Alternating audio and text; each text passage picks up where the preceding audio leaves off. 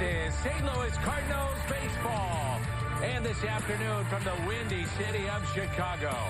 On the south side, the Cardinals trying to avoid a sweep. It's the St. Louis Cardinals and the Chicago White Sox. With the Cardinals Hall of Famer Jim Edmonds, I'm Dan McLaughlin. Great to have you with us. John Gant getting the start today. Gant at times has been very good, needs to cut down on the walks, and we'll see what he has this afternoon. Yeah, and this is a big day. They need this win badly, and John Gant needs to show up today. He's better his last outing, but like I said, today he needs to show up. They need this win. Last start, improving first pitch strike percentage, fastball strike percentage, and the 3-ball counts as well. All improving for John Gant in the last start. The matchup today, John Gant against Carlos Rodon. Rodon has thrown a no-hitter already this season. He's been one of the best in the American League. It's a different-looking lineup for Mike Shildt and his club trying to pick up one win against Tony La Russa and the White Sox. Stopping the big bats. John Gant will try to do that this afternoon. The White Sox and the Cardinals coming up on Bally Sports.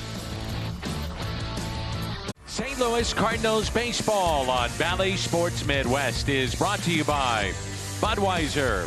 This Bud's for you. And by Chevrolet, the #1 selling brand in the St. Louis area. Find yours at your Mid-America Chevy dealer. Cardinals have dropped 8 of their last 12, trying to turn it around today and avoid a sweep at the hands of the Chicago White Sox. 77 degrees and beautiful skies in the windy city of Chicago. This will be a tall order for Mike Shildt's club because they're facing one of the better left-handers to start this year in 2021, Carlos Rodon. So a little different looking lineup for Mike Shildt here this afternoon. Tommy Edman, Dylan Carlson, Paul Goldschmidt, then Nolan Arenado serving as the designated hitter. Edmundo Sosa, Andrew Kisner, Lane Thomas, Max Moroff, and Justin Williams batting ninth and playing left field. What a year it has been for Rodon. Lefties, they are 2 for 30 against him. And his slider is one of the best sliders right now in baseball. The opposition 1 for 46, 32 strikeouts this season. It's the lowest opponent's average of any pitch in baseball. That's an 0.22 average against the slider of Rodon. And that's pretty incredible as you look at the Hyundai pitch arsenal, and you can just see fastball, slider, changeup, curveball. But look at the percentages. A lot of fastballs, a lot of sliders like you talked about. Devastating slider. Changeups probably mostly to right-handers, and that curveball. But you're right. Like I think then too, think about this. A guy that's pitching, you throw a no-hitter, it changes your perspective on the game. You think, oh man, I can do this. Because talked about the other day, sometimes guys will go out and throw a no-hitter and you'll hear, oh, in the bullpen I had nothing. Or vice versa. Look at what Jack had yesterday. 97, 98. He was all over the place. He had lights out stuff, but nothing working for him. So you never know what you're going to get when you come out of that bullpen. But I truly believe that when you get a guy that throws a no-hitter, it changes his career in a positive way.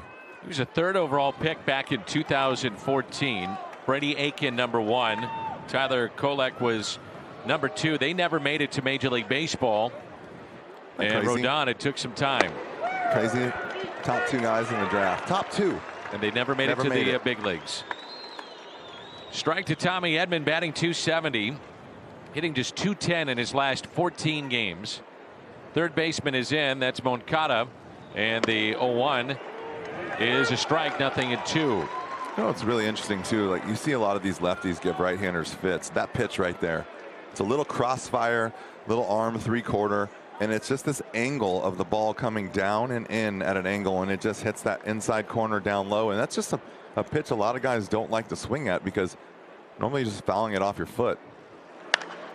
Edman hits it out of play. And the other thing that makes him so successful, too, is you don't see 97 out of a lot of starting left-handed pitchers. That's legit velocity. Yeah, it's starting to change. We're seeing more and more, but you're right, not many.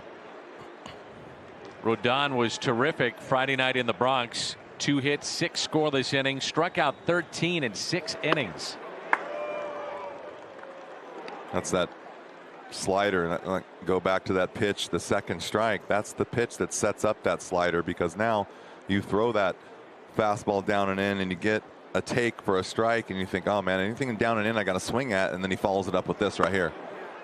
You'd be disciplined to take that pitch. You have to be disciplined. Look at the movement on that pitch. Yeah, I mean, it's just, and the whole thing, and the key to that is that fastball down and in, like I said. Lowest opponent average, Musgrove, Christian Javier of the Astros, and then Rodon. The 2-2. Tommy stays alive. He threw that no-hitter back on April 14th. It went against Cleveland. The Indians have been no-hit twice, by the way, this year. And so have the Texas Rangers. Perfect game broken up with 1 out in the 9th. And the 6th time a pitcher missed a perfect game due to a hit batter. Close to perfection. And the 2-2. Edman, as Rodon lets it go. Softly hit, and the out. Dobbs Tire and Auto Centers brings us around the horn with Vaughn in left, Garcia in center, Eaton is in right, Moncada, Mendick, Madrigal, Abreu along the infield, and Zach Collins is behind the plate. Tell you what, Danny, you mentioned the slider. I think you said 1 for 46.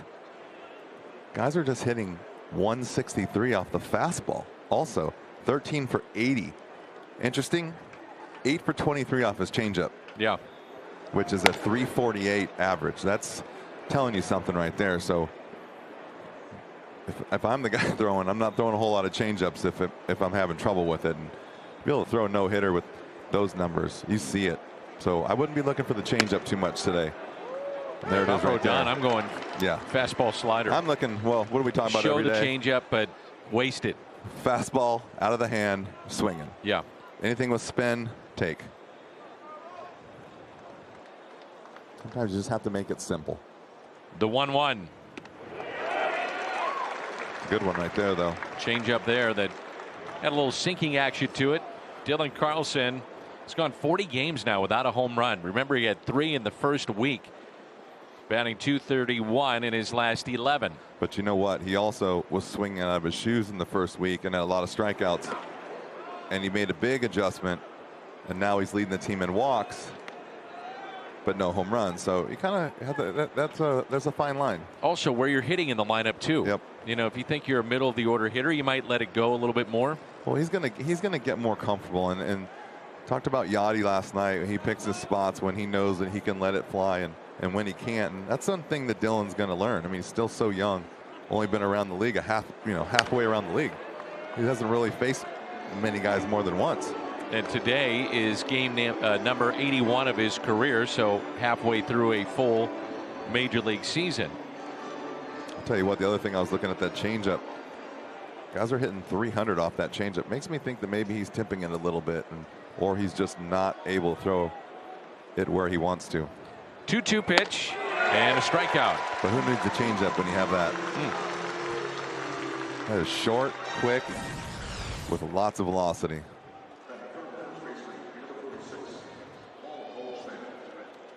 You know what's crazy when you watch this game over time? Look at the follow through right there. 96. He's not flying all over the place. It's like he's throwing the ball. He's under control. Watch his follow through. It's pretty incredible to see guys with good arms when they don't fly all off the mound. Look at the follow through. It's just like, ho hum. This is what I got. What if he reaches back and lets one go? And I bet it feels like, as a hitter, and correct me if I'm wrong, guy kind of free and easy like that, little short, it gets on you in a hurry. Yeah, really quick. Yeah, you're right. There's really no effort with the body at all.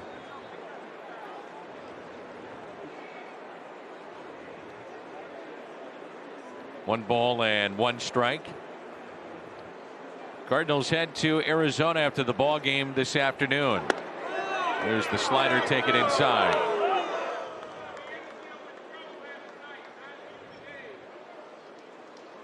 Nine road games in May, and Goldie is hit in all 9 of them. The 2-1 pitch. Out of play. You take away a poor outing back on the 15th of May against the Royals. 4 runs in 5 2/3. Rodon has a .49 ERA in his other 6 starts this year. ERA second in the major leagues to Jacob deGrom. deGrom now at .80. The 2-2 pitch. Fouled back. It's crazy. You look at the stuff that he's got, and you look at his career. 34 and 34. Makes you wonder what happened at the beginning of the career. And all of a sudden now he's throwing 97 and throwing no hitter. So there's something that the light went on, or figured out some velocity or something, because it doesn't look like a guy who's 34 and 34. So he went into spring training battling for the 5th spot with Ronaldo Lopez, and it just something clicked for him. He was actually non-tendered and then re-signed with the White Sox. Well, I mean, you see that kind of stuff too, even with the big arm, right? You see guys that we've had in our organization that come in and they throw hard, but they don't know where it's going. Sometimes you figure it out. Like, perfect example is you just watch his follow through, how under control he is. Maybe he threw a little bit harder, but he was wild and get behind. And always use the example as you see this curveball hit Goldie on the back foot. Always use the example of Greinke. At the beginning of his career, he was nasty, but he was always behind, and he was always giving up homers, and he was always 2-0, 3-1, 1-0, 2-0, 2-1. And I was like, this guy has the nastiest stuff ever, but he always has to throw the fastball for a strike. He figured it out, started throwing strikes, and now look at him. He's one of the best pitchers in the league for years and years. I think a good chance for the Hall of Fame. Nolan Arenado, designated hitter today. And strike one. That pitch right there is going to be the key to him today right there. You're going to have to figure out a way to lay off that, because that is going to be a tough pitch to put in play. Arenado leads the Cardinals in all 3 Triple Crown categories. 289 average, 10 home runs. He's driven in 32. 0-2. 22 pitches already here in the first inning. Mentioned the Cardinals dropping 8 of the last 12, averaging only 3 runs per game in that time frame. A lot of that having to do with what they've done with runners in scoring position. They're just 5 for their last 36. Quiet offense against the Cubs. It's been quiet so far against the White Sox. The 0-2 pitch. Couple of strikeouts in the inning for Rodon. John Gant to the mound when we come back.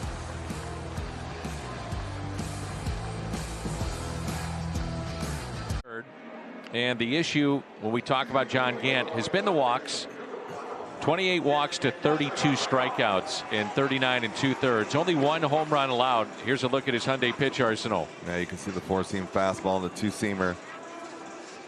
That changeup is his pitch. He throws the slider a lot, but you see the sinker and the changeup is mainly his pitch. And he'll throw that breaking ball once in a while. It's a big curveball. I don't think he throws it enough. I think he used to throw it a little bit more a couple years ago, but I think he's still trying to figure out his role a little bit, and sometimes, you know, he's the odd man out. So see what he's got for us today. White Sox lineup for Tony La Russa: Nick Madrigal, then Eaton and Moncada, Abreu, Mercedes, Vaughn, Collins, Garcia, and Mendick.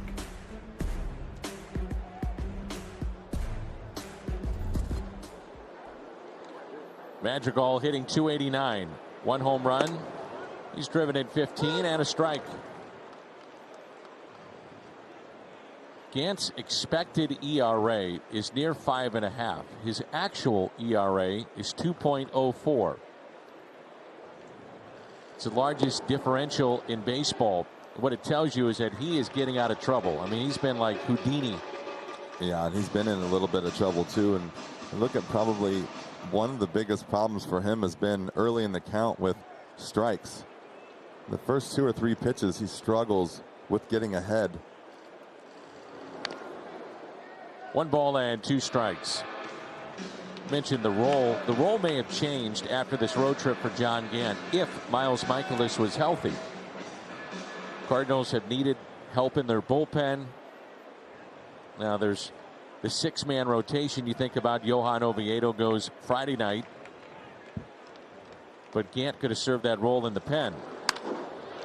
And a fly ball lifted out to right center, and the catch is made. Lane Thomas with a fine play in right. Cardinal defense around the horn, presented by Dobbs Tire and Auto Centers. Williams in left, Carlson in center, Thomas in right field. Moroff is at third today, Sosa at short, Edman at second, Goldschmidt at first. Andrew Kisner is behind the plate. A lot of different faces in this starting lineup for Mike Shildt. Good play there by Lane Thomas. That was a nice play, and welcome to the game. Nice and early, get you loose. What do we always say? The ball will find you. The ball will find you. It's probably nice and warm there this morning. A little bright. See the glasses here on Adam Eaton. Eaton hitting an even 200.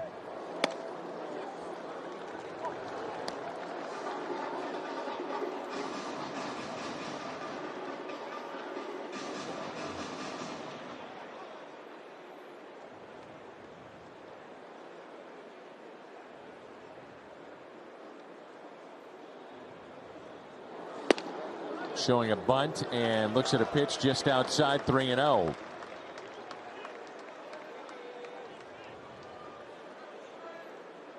White Sox have won 12 of their last 18 games and 20 of 30.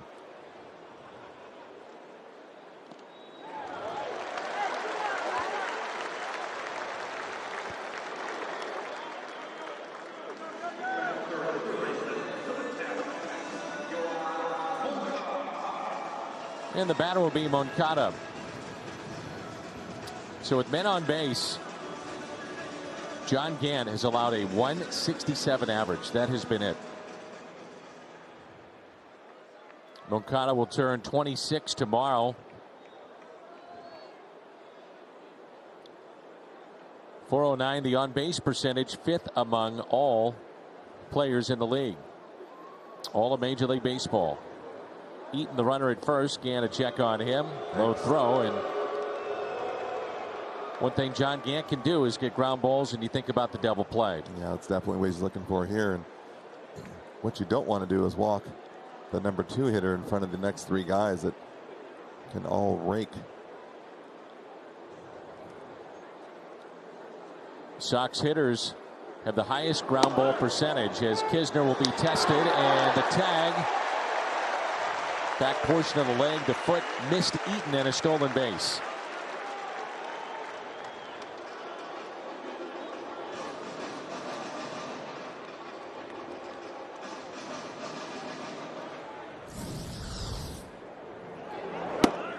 Does a nice job of getting rid of it. He just doesn't throw it on the money, and you know what that means. He throws that ball on the money, he's out. And no challenge by the Cardinals. Missed on the swipe tag, apparently. Good look at it here. That's a great camera angle right there. Sure is.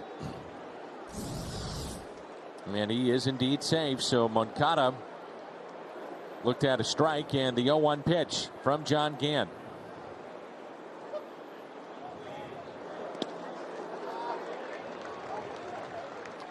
With runners in scoring position, the opposition hitting 132. So he flirts with a lot of danger, but has been able to pitch himself out of these jams. Yeah, you take a look right there. You know, show Kisner throwing the ball, and they're, might think they might want to run on him today because Yachty's not back there, but he can throw, and that pop time right there was only 2.0. So that's a big league time right there, and that's not a guy you're just going to run on because he's the backup catcher. Like I said, he throws that ball on the money, he's out. The 1-1 just off the plate.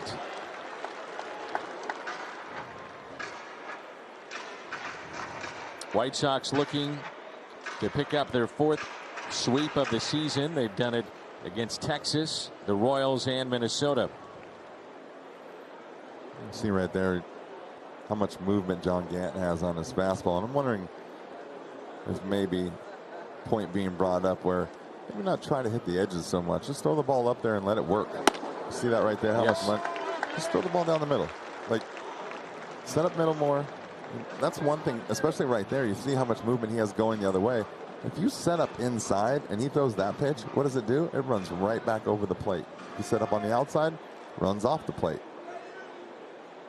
That being said, he struggles getting ahead, like I said, early in the count. It's only 55% first pitch strikes. That is not good. 3-1 pitch to Moncada. Instead, Gant steps off. White Sox third baseman has reached base safely in 17 of his last 18 games.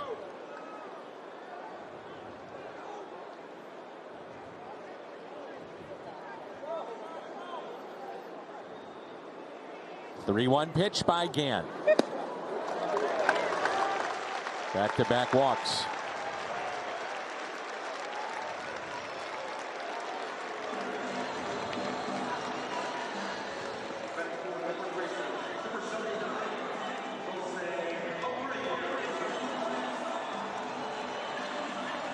Abreu's been hot. 381 the last 12 games, 4 home runs, 16 driven in. Blasted a 2-run homer off of Flaherty last night. Already the infield with a mound visit. How they want to play this with runners at first and second and only 1 down. And that being said, I'm curious to, like, with the movement that John Gant has and his reputation for ground balls, why the 2 walks with sliders?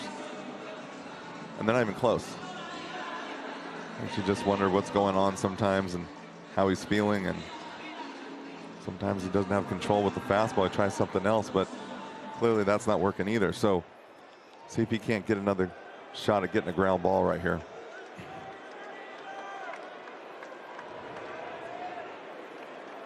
The MVP of a season ago, the American League, Jose Abreu.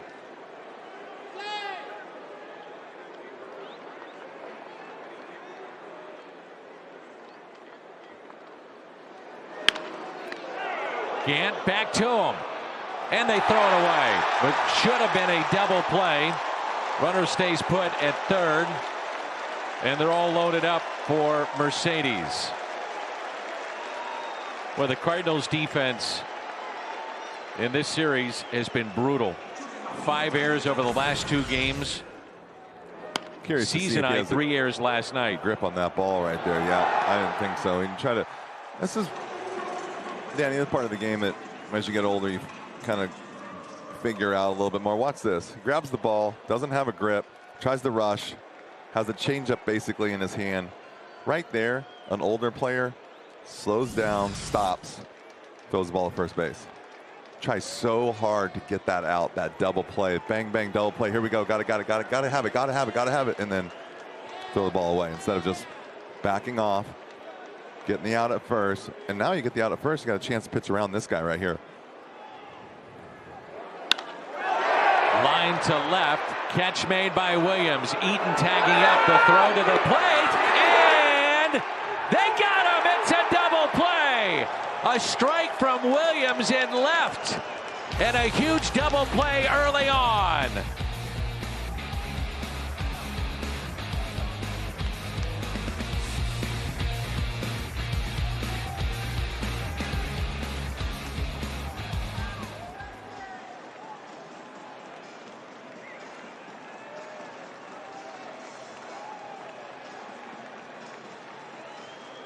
Drive off the bat of Mercedes turns into 2, and a massive play early on in this game. Tell you what, nice little favor right there where he has to come in for that ball, builds up some momentum, makes a nice throw. Look at Andrew Kisner right here. What a tag to the face. Ouch. Put that slide, Adam Eaton. You see his hand, that front hand? Yeah, he pulled it back. Well, it stuck too. Yeah. It's stuck in the dirt. And I don't know if he did that on purpose, but talked about yesterday how soft this field is. What a throw. Wow. Opposition now 0 for 7 when they have the bases loaded against John Gant.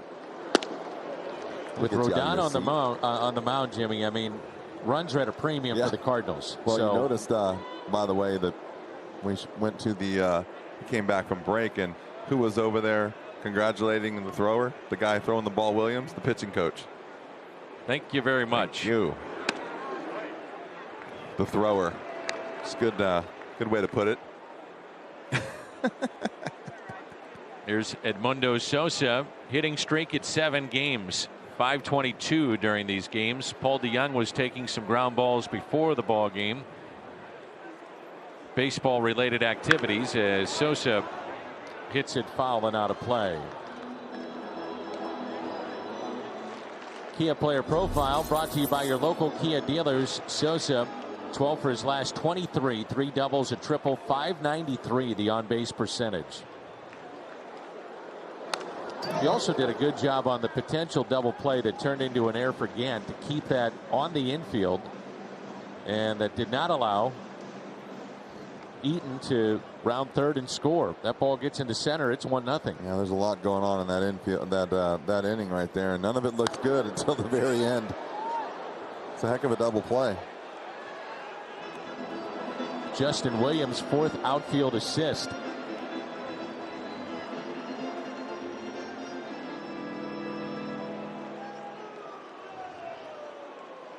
If you're just getting to your seat at the ballpark, you miss some action. That tied him up. 3rd strikeout for Rodon. When a major league hitter has a swing like this, you know that ball is moving.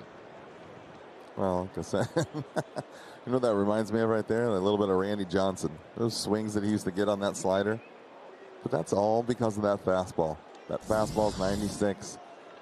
Throws the ball kind of a little crossfire on the inner half and just ties up righties, and sometimes you got to cheat a little bit, and that's why you get that swing on the slider. Kisner, first pitch, bounce to Danny Mendick.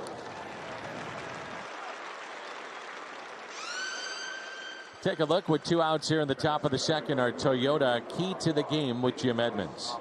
Well, you got to grind out a win somehow, and right now it's looking a little tough with what they have to face on the mound, but you have to figure out how to get a win in this series. You cannot take a sweep.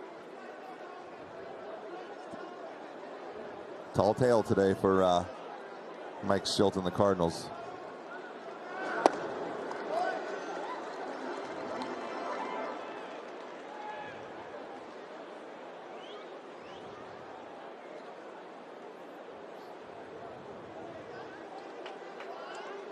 You know what I like? Every time a right-handed hitter comes up to the plate, there's a guy standing in the background, Miguel Cairo. What a teammate. Class act. What a player. Bench player. Did everything. Without that guy, we don't win some of those games down the stretch into the playoffs. What a great pickup for Tony La Russa. And Miguel Cairo, Eric Davis, Sean Dunston.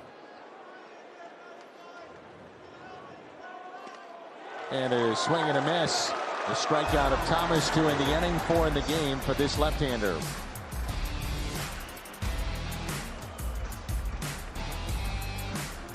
Storybook ending Jack Flaherty was looking for last night as he faced his high school teammate Lucas Giolito. Flaherty lasted just 3 2/3. Didn't get much help from his defense. Jack said this after the game. They didn't hit many balls hard. That's why the pitch to Abreu hurts. I'd like to have that one back. Jack talked about getting more giddy up on his fastball last night. Jack said, if you're trying to get through some stuff, you've got to bump up. If you have that extra gear, you have to go for it. Danny, you guys were talking about Jack getting that extra velo last night. Apparently, he did bump up. He was at 97 few times, handful of times we saw last night.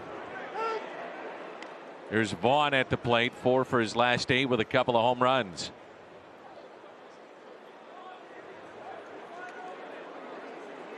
Hit the key home run in game 1.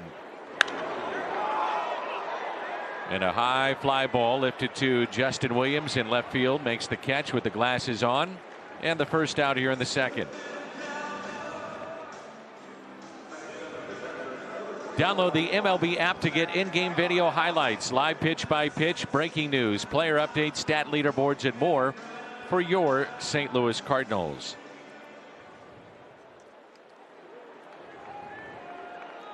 One of the 4 games coming up against Arizona, Carlos Martinez and Matt Peacock. You'll see that tomorrow on Bally Sports Midwest.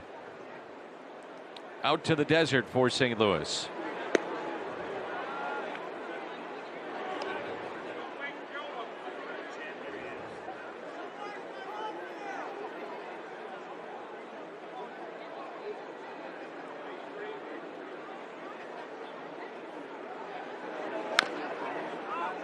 There's a change-up tap foul.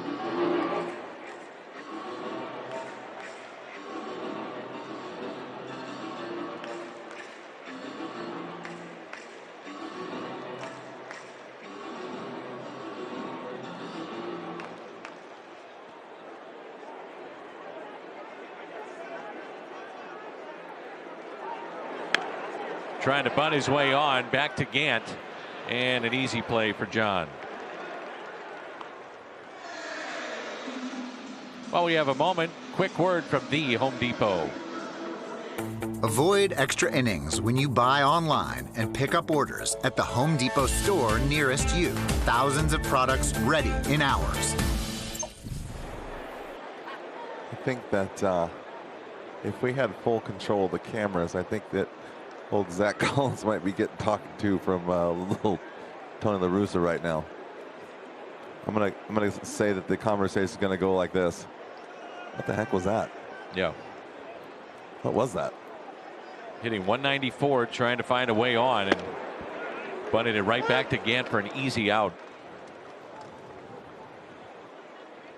Here's Garcia hitting 225, no home runs, and he's driven in 17.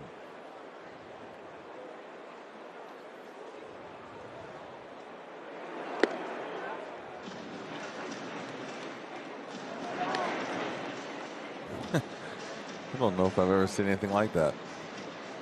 It's like he just had a brain cramp. Like he wanted to square around, he wanted to bump for a base hit, and just couldn't pull it back. I just wonder if he was, peeking a bit, saw something, take a chance. And a swing and a miss. You never know in this game. 1 ball and 2 strikes.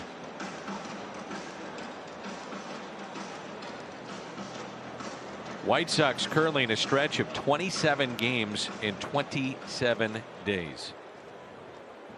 That's a tough stretch of baseball, and they've been playing well. Unless you're playing well, then it's. Jeez.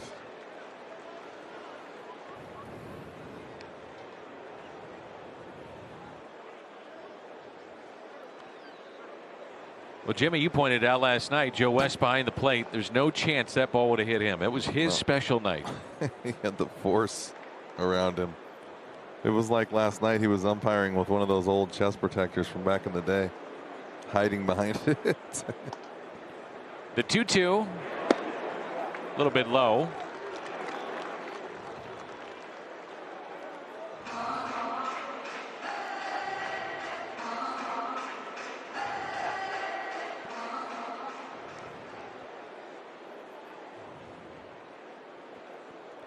Three-two pitch and a grounder hit to first. Goldschmidt steps on the bag, and a 1-2-3 for John Gant. Coming up, more off Williams and Tommy Edman.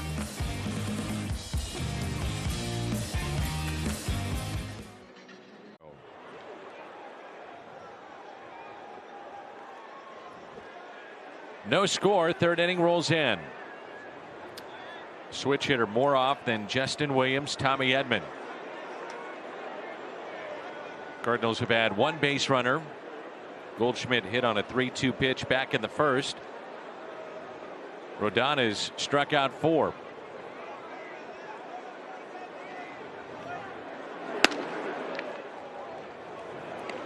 One of those games, it's kind of like a game of attrition here, where you just hope the pitch count gets up and you get into their bullpen potentially. This guy's good, really good. I was going to say there's a situation you have right here where he's going to come at you with fastballs. So is it go after the first fastball and take your chances, or make him pitch and hopefully you can get him out or get him in hitters counts, because it doesn't look like it's a very easy day for the hitters.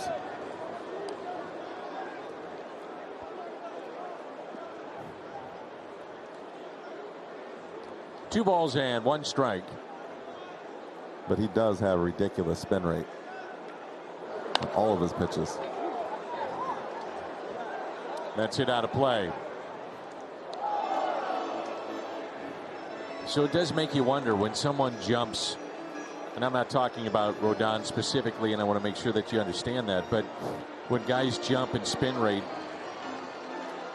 what's on the fingertips? Yeah, well,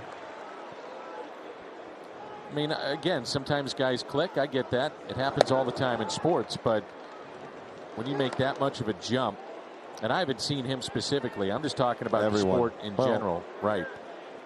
Definitely there was a article that came out that was insinuating that everybody's using something. 3-2 pitch. And a swing and a miss. But that's not going to give you velocity. 5 strikeouts for Rodon. That's just good old fastball right there. You're right, though. You start to see this, you got to make an adjustment. Are we going to make him throw strikes, or are you going to go after that first fastball?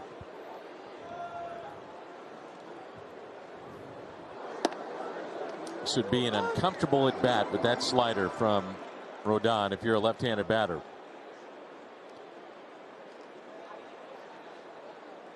Carlos became the first pitcher in the bigs to throw a no-hitter within 2 years of having Tommy John.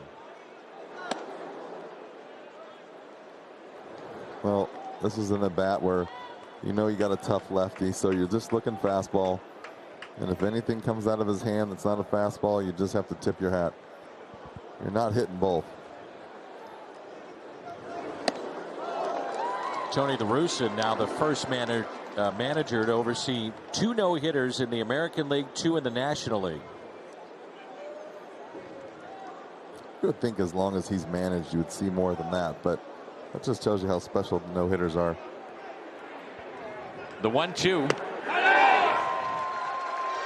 First time through the lineup, 6 strikeouts. June 4th through the 6th, the Cardinals host the Reds. 10,000 fans ages 16 and older receive an adult mystery player replica road alternate blue jersey. You may get DeYoung, Flaherty, Michaelis, courtesy of Old Dominion Freight Line, and tickets at cardinals.com/promotions.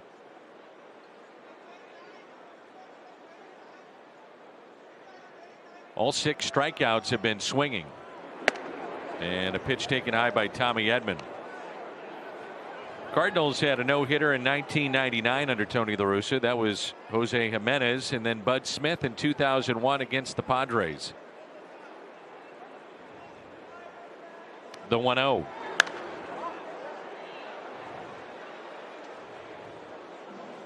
I remember talking to Tony after that game, and also Dave Duncan. They said it got to a point where he was such a young, highly thought of pitcher that you're saying, man, almost I hope he gives up a hit, because I don't want to see him go 120, 125, 130 pitches. But when you're on the cusp of history, you don't take him out. Tommy Edman with a drive into deep left. It is gone. Wow.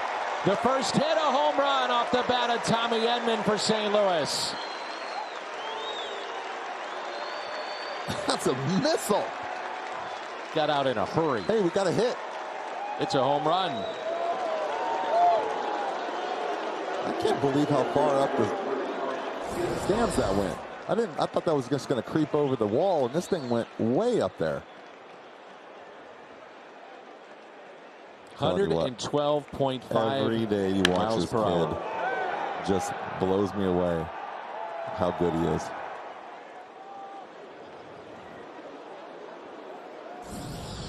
Game's 436 feet. Come on.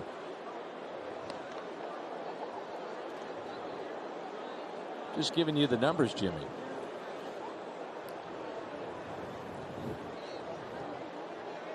Don't kill the messenger. That's what I'm trying to say.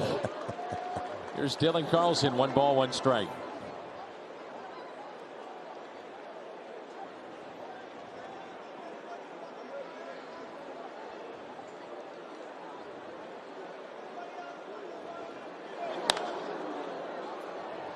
In the air. Right field line, back to the infield. You could see that coming. Abreu can't come up with it. It's Tommy Edman's first home run since April 19th against Washington.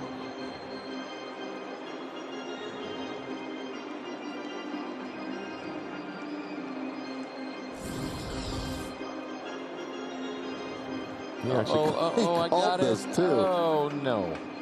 What do they call those little animals in the water with the small little arms? A penguin? The alligator arm, that one. Oh. Just kidding. What'd you say? I thought you were talking about a penguin or something. I was like, what? Oh man, that was just like he wanted to catch it, but he didn't really want to reach out there for it, like alligator did a little bit. It's kind of like when we ever go to dinner with Tom Mee. You got that right. The check comes. Here's a 1-2. And a fly ball into right. Eaton there with the catch. Which one was Tom Mee? Alligator arm. Which one was an animal in the water? What is Which your one's problem? Tom Mee? The alligator arms or Eaton wasn't anywhere near when the check comes.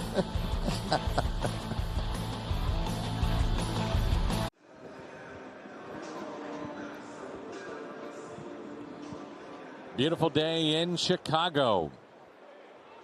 So I'd be right there in the shade. Tommy Edman with a home run, and it's 1-0 Cardinals. What do you got on that little glass globe? You've been there, right? Do you remember what that's called? Come on, I know you know everything. The bean. I knew you would know. You're telling me you haven't been to the Navy Pier? I never went down the Navy Pier, no. But I have seen the bean. Oh, I have too.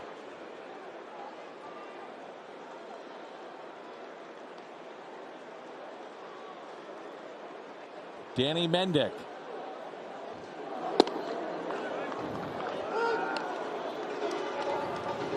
Home run snapped a stretch of 3 games without a home run. Longest stretch of the season for the Cardinals.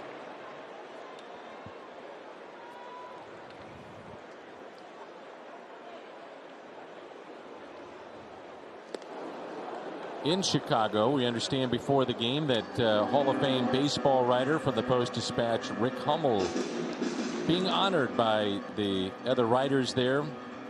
50 years of baseball writing, and the official anniversary is July 3rd. The commish, Rick Hummel. There's a base hit out to left. Williams cuts it off. And Mendick is held to a single. Tell you what, Williams got a nice arm, doesn't he? Yeah, he does. And I'll be honest with you, I knew he had a nice arm. I didn't know he was going to throw the ball like he did in that first inning. This is a good play here, too. Does a nice job in the outfield. Works hard. Goes and gets the ball. Tell you what, though, that throw in the first inning gets everyone's attention, and then all of a sudden no one wants to run anymore. That's right.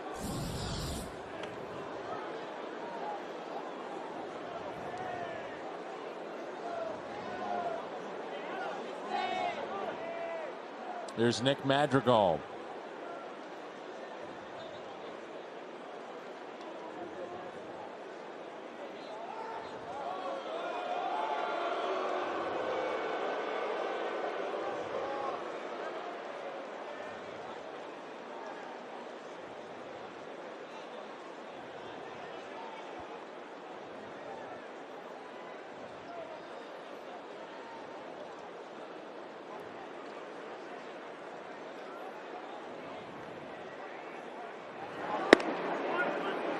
And a strike. Madrigal flied to right his first time up.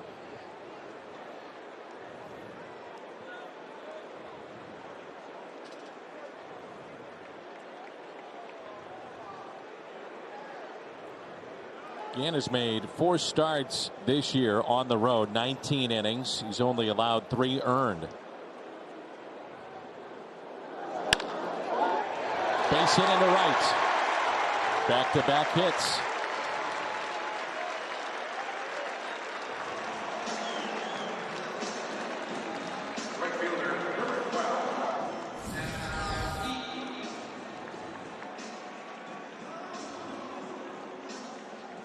See what I mean about the fastball away. See, Andrew Kisner was sitting outside, and that ball just runs right back over the plate. Madrigal does a really nice job, though, staying inside the ball and not trying to pull it. Guys that try to pull that sinker, that's where you get the double play ball.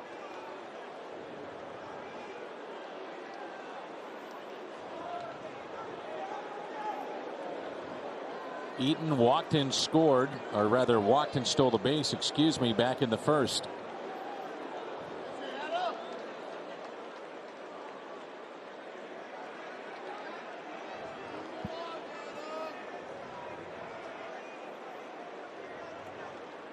Runners at first and second and nobody out.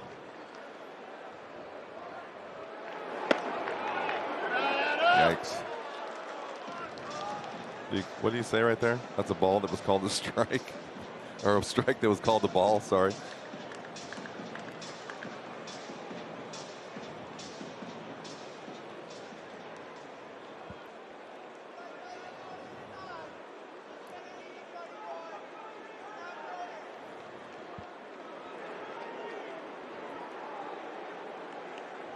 The 1-0.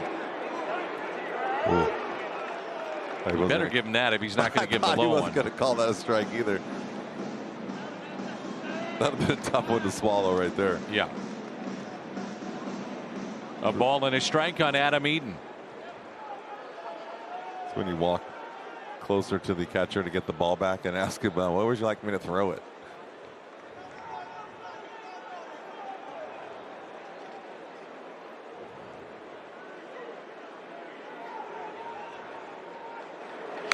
Bunting on this play. And the play made by Moroff. Nice job by Goldie sliding out of the way right there. That could have been a dangerous situation.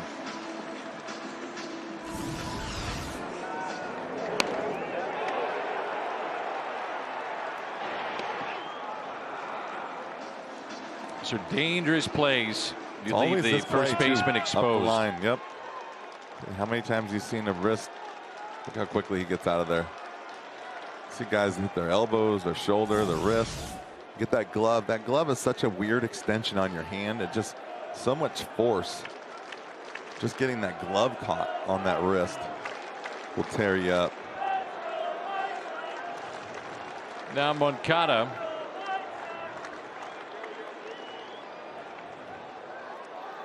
Walked back in the first inning. Tell you what, we talked about this ballpark a couple of times, and it just made me think of another situation. Talk about strike zones. I was hitting second one time in old Comiskey, this ballpark, so Comiskey, and I forget there was a situation with their manager and the umpire, and the first pitch of the game, Ozzie Guillen was the manager. First pitch of the game. The ball wasn't halfway to the plate, and I forget who the umpire was, and he screamed out, "Ball one!" And I mean, he screamed out, "Ball one," and then the ball hit the glove. And Ozzie Guillen came running out. He made it one pitch into the game and got thrown out. The next pitch, halfway to the plate, ball two. And they were both strikes right down the middle. Tony Phillips was hitting. And I was young. I thought, oh, man, what kind of day are we in for? Can you believe that? Well, Ozzie Guillen, yes. He got someone's attention. Yeah. It's when you know you're in the big leagues, when you're 22, 23 years old, and the ball comes out of the pitcher's hand, and the umpire screams, "Ball one." Here's the 0-2 pitch. He got him. First strikeout for Gant comes at the right time. And now he's got Abreu.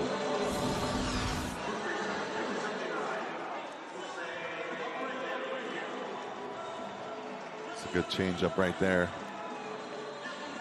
Tell you what, that strike two gets your attention. Anything down and in, you start to panic a little bit. That buys you that changeup up and away, especially away. 2 outs, runners in scoring position. Abreu, couple of home runs and a .385 average. Tell you, Danny, when I came up in the big leagues, when they walked to the plate, it was like, yes, sir, no, sir. That was it. No, hey, how you doing? How's it going? No arguing. Hi, sir. How you doing? Ooh, That's good it. play by Kisner. You see the little pancake stop right there, a la Yachty. What's this right here? This is a fastball. This is tough to stop. Just opens up his glove.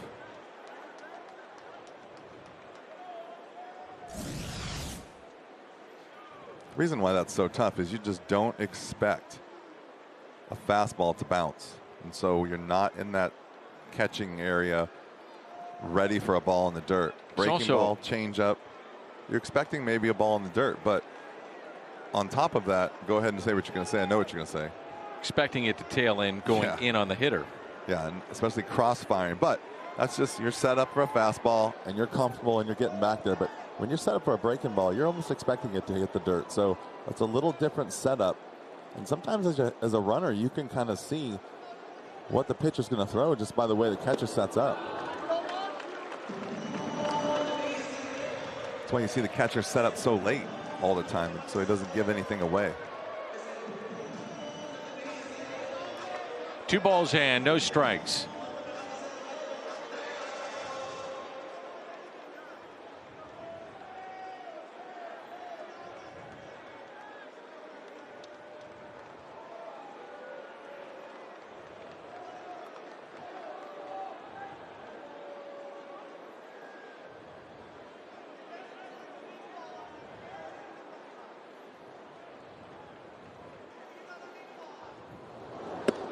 Three and 0. Do have first base open, but the guy on deck has been really good this year, and that's Mercedes, who lined into the double play with the bases loaded back in the first.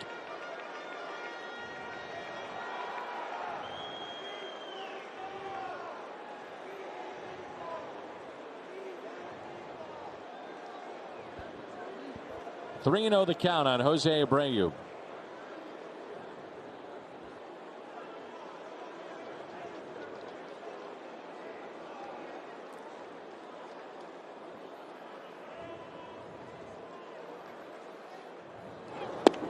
Off the plate and a walk. Third issued by Gant.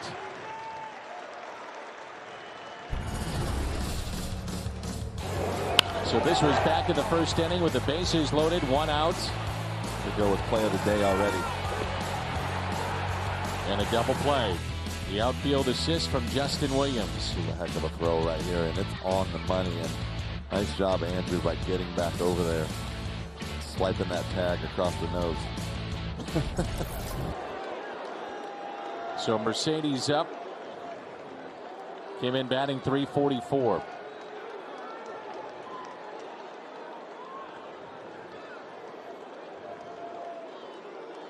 One nothing our score here in the bottom of the third. And Gant again trying to pitch out of trouble.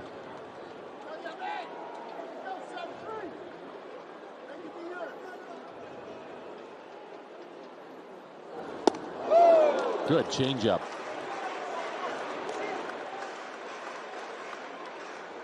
Kind of interesting. You watch the way he throws the guys on base. It's almost like can't control his fastball. He throws mediocre pitch here and there, and all of a sudden he throws the best pitch of his life right here, first pitch with the bases loaded. Average against the changeup, third best in baseball for John Gant. Only hitting .125 against it. Hard hit rate against that pitch is 8th lowest in baseball.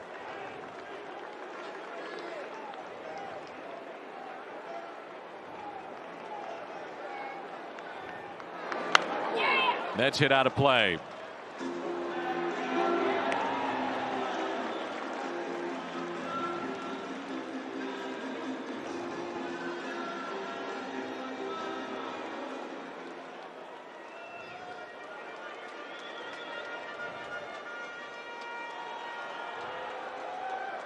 Well, he has him here at 0-2 with the bases loaded and 2 down.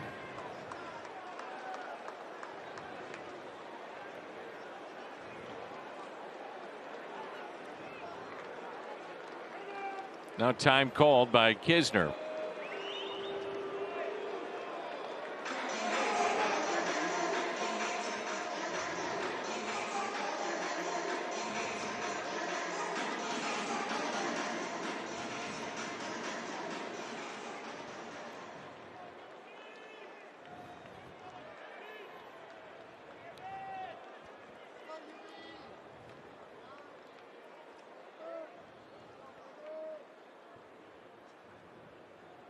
The 0-2 pitch by John Gant. Hit out of play. You wonder why this guy's hitting 342. He's doing something that you don't see very often. He totally changes his stance with 2 strikes. Some put that ball in play yesterday with a little feeble swing. Just it's like old school baseball. He doesn't want to strike out. He's going to put the ball in play. And that is why he's hitting 340. He gets a little bit lower. He spreads out a little bit.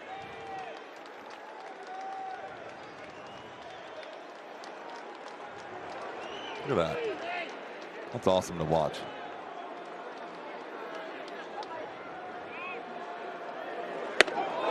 One and two. And you know what you do against guys like that? A lot of those times he's looking for that off-speed pitch. He's trying to defend that. You just go fastball up. Because he's basically trying not to get fooled. It's almost telling you he's looking to stay on something that's breaking. Remember how he did it, though, the other night? Fastball was up at his eyes and took that to right field. So all he's trying to do is put the ball in play. 1 ball and 2 strikes. The next by Gant. Over his head, 2-2.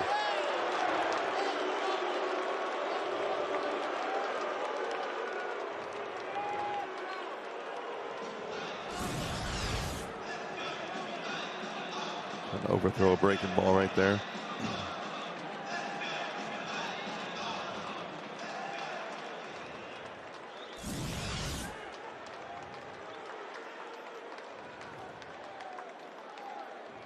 From 0-2 to an even count, 2 balls, 2 strikes with the bases loaded. Popped up to the right side. Goldschmidt, playable, foul territory, makes the catch. Through 3 innings, the White Sox have stranded 5. It's a 1-run lead. June 8th and 9th, Cardinals take on Cleveland. Each day, 10,000 fans entering with a ticket receive a Cardinals bucket ad. And tickets at cardinals.com/promotions.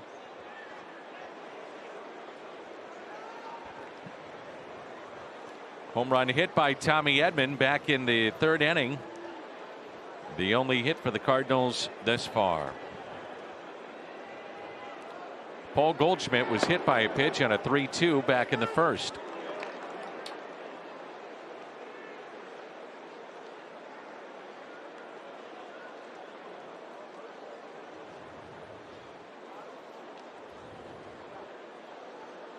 The 0-1.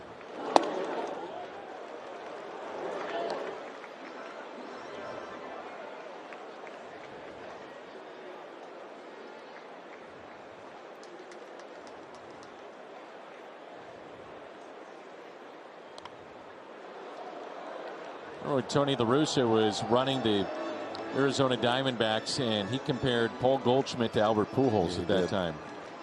Work ethic, being a competitor.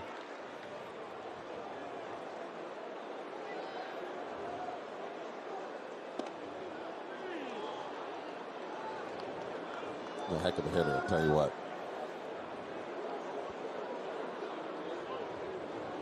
One ball and 2 strikes.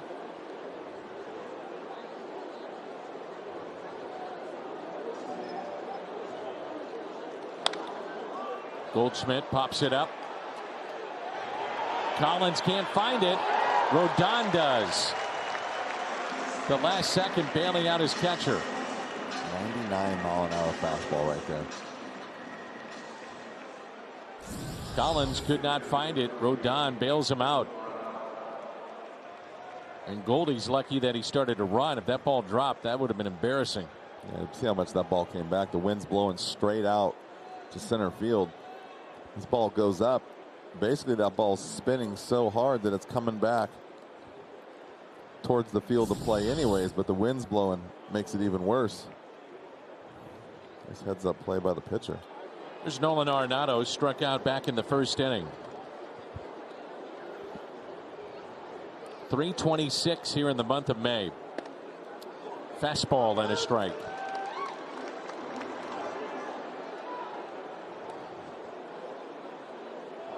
Cardinals should feel pretty good about their bullpen today. Gallegos, Cabrera, Reyes rested and ready, and Junior Fernandez, along with Tyler Webb last night, really saved the Cardinals in burning some arms and getting ready for this game 3. And that they did last night. Junior Fernandez throwing more pitches than he's ever thrown in his career. Pitched a nice game. Tyler Webb, but you're right, it basically saved the bullpen. Let's hope that they don't really need it today, but at least they'll be ready if they are called upon. Arenado has had his way with off-speed pitches this year. Leads all of baseball on average at 545. The 1-2 got in just enough, popped up again. Rodon called off by Abreu to make the catch. And look at Rodon. I know you're having fun when that's going on.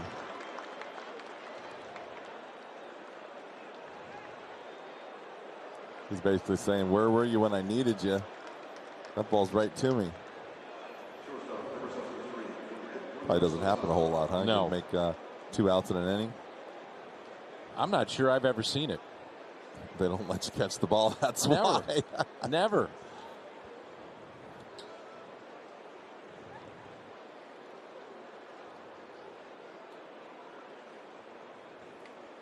There's Sosa batting 5th in this lineup today. Struck out his first time up. Fastball high for ball 1.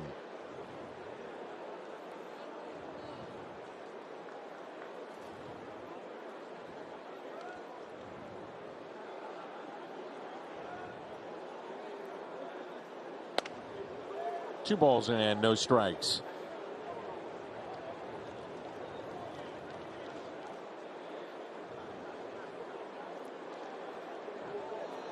Joe Musgrove, a no-hitter, the first of the year. That was against Texas. Then it was Rodon. 2-1. Then John Means, a Baltimore big lefty. Wade Miley, lefty. Spencer Turnbull, Corey Kluber. Madison Bumgarner had the shortened 7-inning game and threw a no-hitter. Technically, though, doesn't get the credit for that. 3-1 the count. That's an awful lot. Not even into June.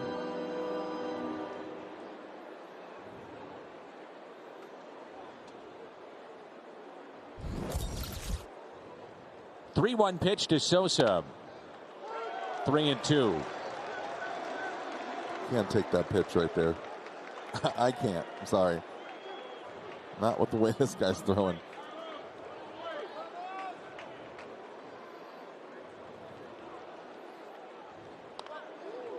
Chased ball 4, but hit it out of play.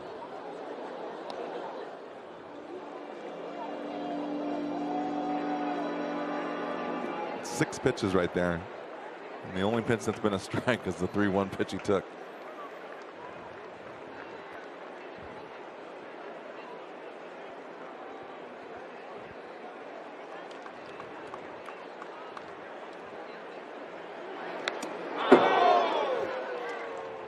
That one caught Sosa on the hand, apparently. Second batter that Rodon has hit today.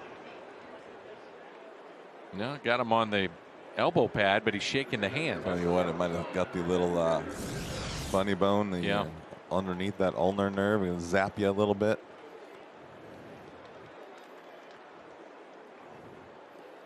People are thinking, well, he's got that pad on. How can that hurt? Well, we've seen the catcher get hit in the knee too and have it limp around for a little bit, even though he's got all those pads on. So there's some spots on your body that doesn't get covered up completely. Kisner has grounded out to short. 0 for 1 today.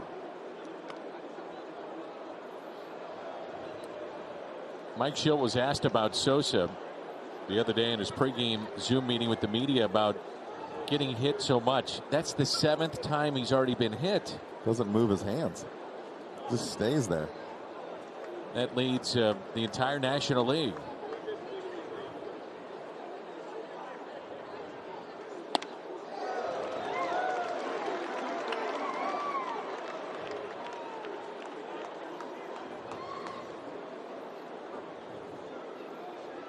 Tell you what, the one weakness that Rodon has, he's allowed 7 stolen bases this year, and that's 6th most in all of baseball.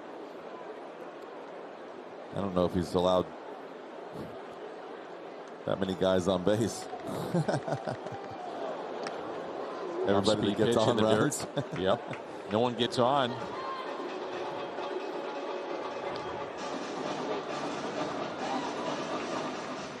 Count of 1 ball, 1 strike with 2 outs and a runner at first.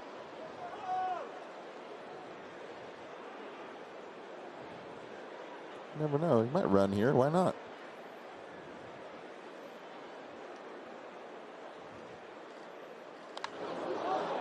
And him out in front, popped up. Abreu backing up. The second baseman wants it. Madrigal has it.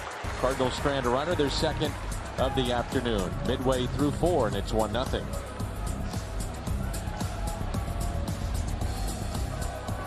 Has been one of the Cardinals' hottest hitters, so why not bat him 5th? He was 12 of his last 23 coming into today's game. Sosa had been considered more of a defensive guy, but Mike Shildt says he's not surprised by Sosa's offensive outburst. Shildt told me he didn't have his most productive offensive spring training, but we knew what he's capable of. We knew he continues to get better offensively. And Dan Shildt said Sosa brings a fearless attitude and the kind of enthusiasm that rubs off on everyone around him. He's played well filling in for the injured Paul DeJong, no doubt about that. So when Paul does come back, gonna have to find a spot for Sosa to play. Off the plate, 2 balls and no strikes. Yeah, that's always the issue. When a guy plays well and basically relief of one of your stars, what happens?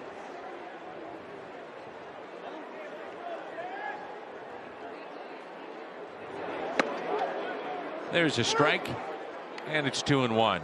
So Sosa hit by a pitch for the 7th time. This being game number 49. That's the most since David Eckstein was hit 9 times in 2006. Line down the right field line, but out of play. Fernando Vino holds the club record, 11 in the first 49 games in 2000. Did it again in 01 because he enjoyed it so much. He enjoyed it. You know, Vina told me that he was taught that by his coach, and it was just another way to get on base. He would just kind of tuck in that right shoulder. Didn't budge. Nope.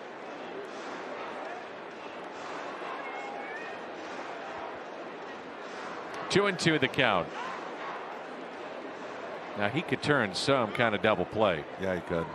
It's like he didn't even catch the ball. It just kind of hit his hand and threw it.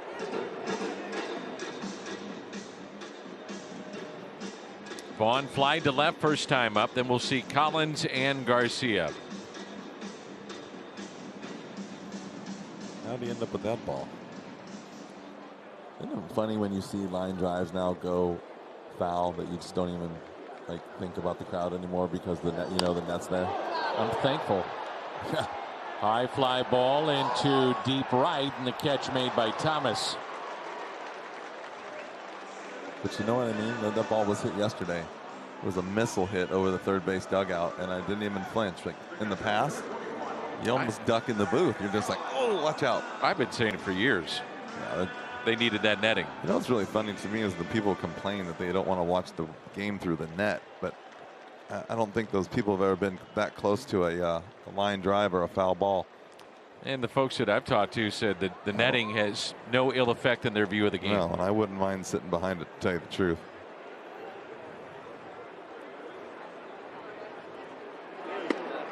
Collins trying to bunt his way on.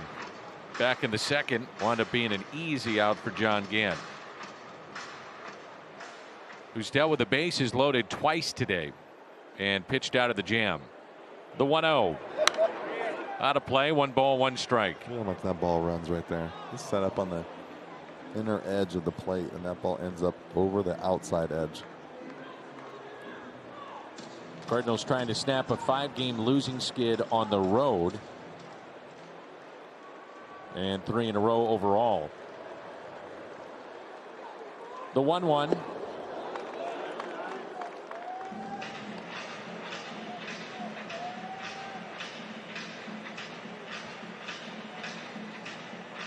That crowd's right around 15,000.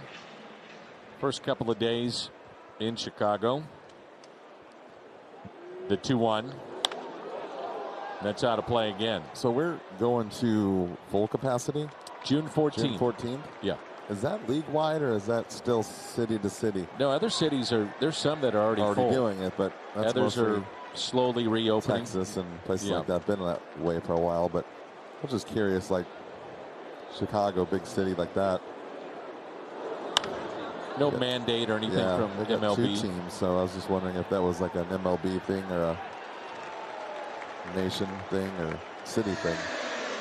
Every municipality has been different in how they've handled this and coming back and having crowds. And it is kind of crazy. Think about it, like even just here at home, right, with the city and then the county, and then for me, I would drive down a little bit just to like Jefferson County and work out, and no one was wearing a mask.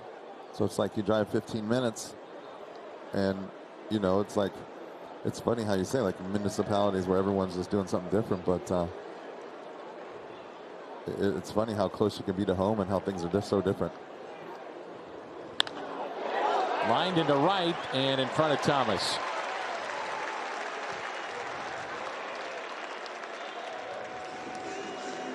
Two-out hit. Brings in Danny Mendick. This base hit off the bat of Garcia. The ball stayed up there a little long. Good piece of hitting right here.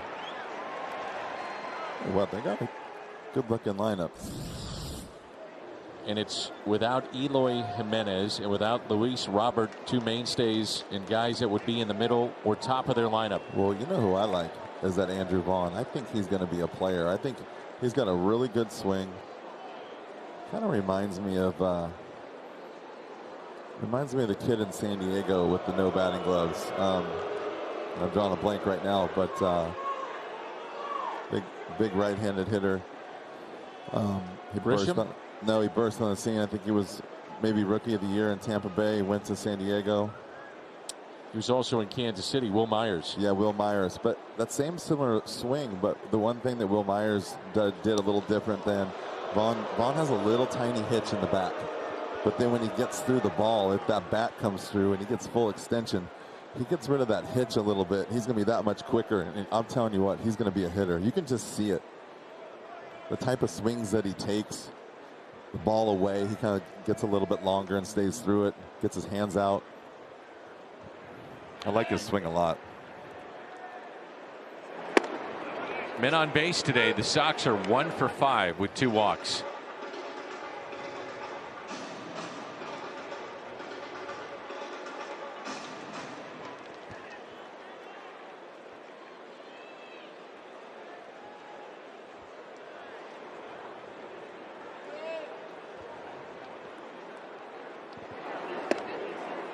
Nothing in 2. So we go to Arizona, correct? Soon. That'll be tomorrow. Very soon. I was thinking on why I was thinking the Dodgers were first, but they went to, I think they're at full capacity as of yesterday or today. So that'll be kind of cool to see. Still might be a light crowd, but at least they're able to fill it up if they want. It's a huge ballpark. I love that place. Well, if you're a hitter, I'm sure you still. would. It's big still, but it's like hitting a golf ball. I mean, you play golf in all these different cities, and it's hard to explain to people how, you know, the ball just traveled different. But it's like when you hit a ball in Arizona, and it's like a different club. You know, like every club you hit is longer. It's the same thing with the baseball. You hit a ball solid, it goes a lot further. Thin, hot air. The 0-2 pitch to Mendick. And I mean, it's big in, you know, capacity. You got 48,500 you can fit in that ballpark. And I always look at it as it's big in the outfield, because that's normally where I used to stand. And so you're used to being up here. I'm used to being down there, but it's big in both ways. I still like to play there, though. Maybe take a dive into that pool. they would open the paneling and the ball just flies there. That tails back in. It's a strikeout. Number 2 today for John Gant. And through 4, the Sox have left 6 on. It's 1-0. By Ford, the official car and truck of the Cardinals. And by CarShield. CarShield cars go farther.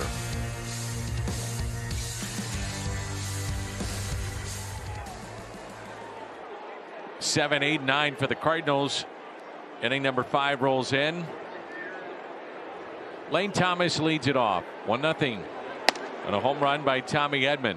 Pitch count now at 70 plus, 71 on the day for this left-hander. Thomas struck out swinging first time up.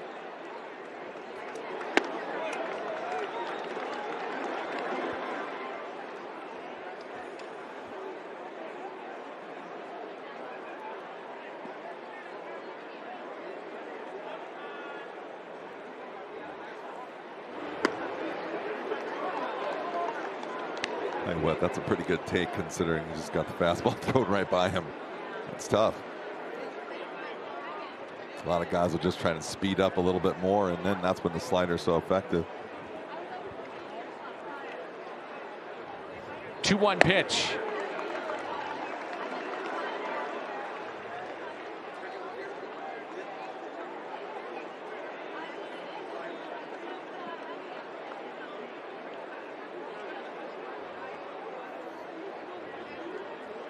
The 2-2. 7 strikeouts.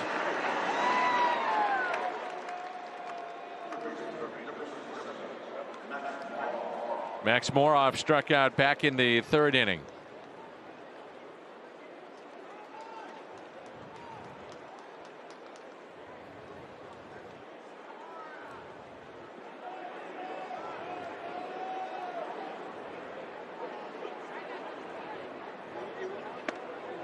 Rodon is just rearing back and saying, here you go. Is he not, or what? It's like they're not swinging at my slider, so here, hit this. Or try and hit this.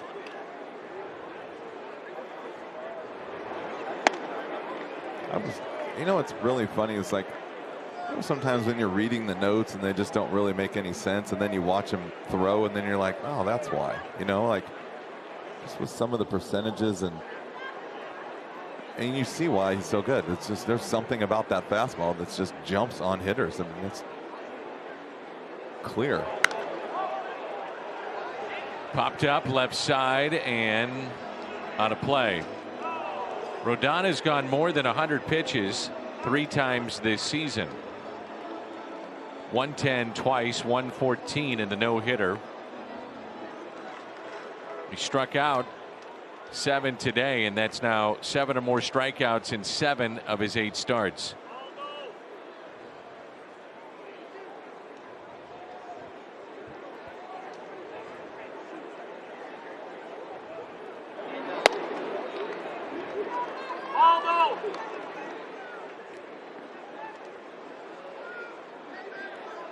Pitch was taken for a ball. Sure.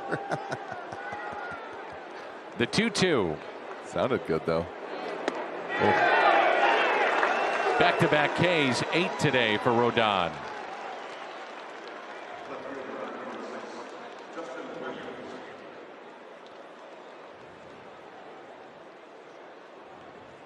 Peanuts is back. A Peanuts night.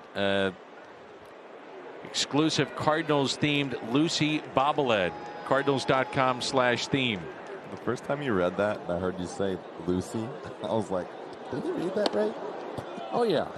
Just, were you a Peanuts guy? Not really. Yeah, I guess so. I always liked when Charlie Brown went to go kick the ball and then she would pull it away. Everybody liked that. That's the best part. Except for when your friends try to do that to you. Right. 1 ball, 1 strike here on Justin Williams. As Jimmy mentioned, probably the play of the game outside the Edman home run. Bases loaded, line drive hit to left, and Williams turned that into a double play. Good fastball elevated. 1-2. There aren't many that are going to catch up with that up.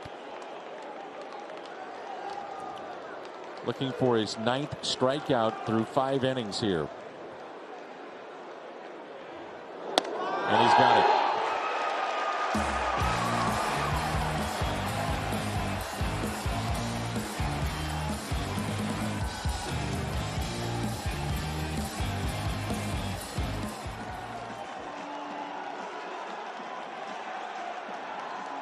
And tomorrow will come your way at 8, Friday at 8, Saturday 8:30, Sunday at 2:30.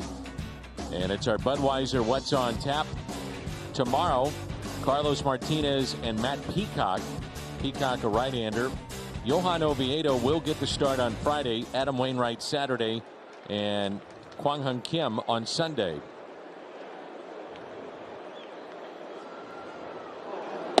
First pitch by John Gant, taken high underway here in the bottom of the 5th.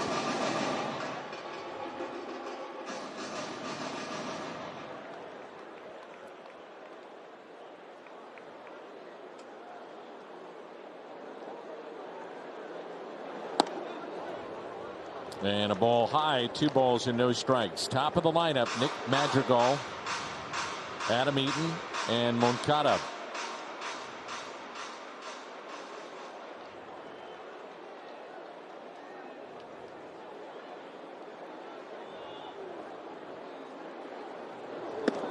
Three and 0. Gant has struck out 2, walked 3, and allowed 3 hits so far today.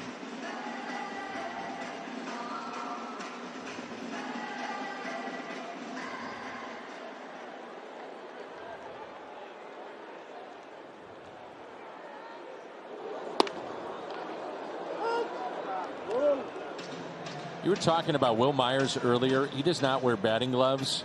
Ryan Spader, who has an account, the Ace of Spader, he's unbelievable at finding unique, fun stats in the game of baseball. There's a base hit into shallow left. He heard us talking about Will Myers, and he said, by the way, he's the first player to have a multi-homer game in the postseason without wearing batting gloves. George Brett did it in 1985. And I was trying to think, did Carpenter have a 2-home-run game? He had memorable home runs, but not 2. How do you find that stat? Or is that just something he remembers? He finds it. He digs. He's awesome.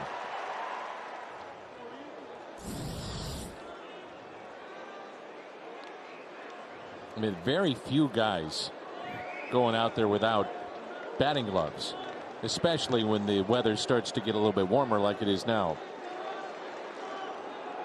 I think that's why that those grips now, guys aren't using pine tar as much. They're using that lizard, it's called lizard skin. Those wraps you see, pretty much most guys are now using it. That's why you can see all those colors around their handle, the red and the green and the lime green, and they're wearing red, white, and blue for the 4th of July, and it's pretty cool. It's a great idea, and I didn't think I would like it at first, but I picked up one of the bats the other day, and I kind of like it a little bit. The pine tar is such a hit and miss when it gets hot, you know, and when it's cold, and it's always a challenge every day to get a good, perfect grip on your bat. Seems like that just takes a lot of the guesswork out of it. Ground ball, slowly hit right side. They'll get the lead runner back to first, not in time.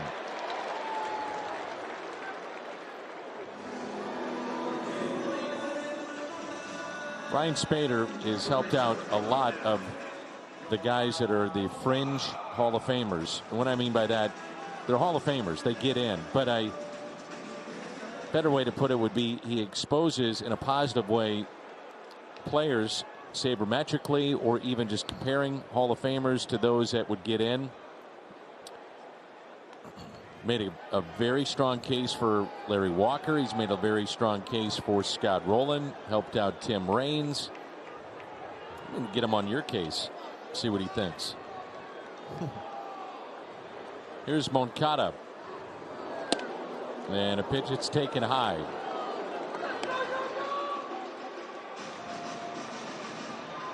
There's a nice shot of those wrap that goes around the bat right there. Lizard skin. It's got a little pine tar on it, too. A little bit. I think even though you have that wrapped around your bat, I still think it's that old school pine tar. When you go on deck, you still grab it like a habit. Yeah. Because I've noticed, you know who has that also too is if you watch Matt Carpenter, he's got pine tar on there, and he's got the lizard skin bats or wraps on his thing. So I think it's just kind of habit too, and it's like, I don't know. I felt like having a clean bat is kind of awkward. If that makes any sense. Which don't see it very often. Now that I think about it, it doesn't make any sense, but it is true. 2-1 the count. Again, Gant dealing with base runners here today. It's funny, you go to the on deck circle, and you've already hit 2 or 3 times during the course of the day, and as soon as you walk up to the on deck circle, your first reaction is to grab the pine tar and put some more on your bat. Who knew?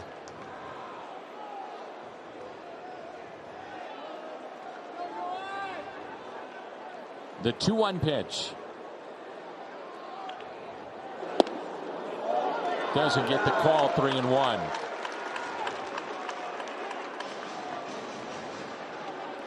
Said, I don't know if he's had more than this, but the 4 3-ball counts that I've noticed today, all 4 of them, good or bad, he's throwing breaking pitches.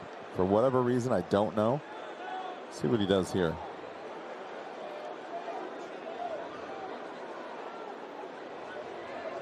Not running on 3-1. We'll see if they do on 3-2. Went with another breaking ball. Through a couple, I think that's the 3rd slider, and I think one was a changeup. 4 that I can remember. Little cutter slider right there.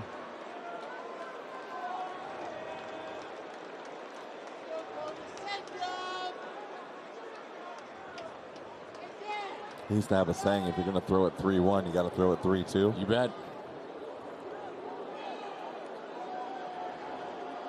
Now running on 3-2 and a strikeout. Catches the bottom of the zone. He was probably thinking the same thing right there. He didn't even flinch.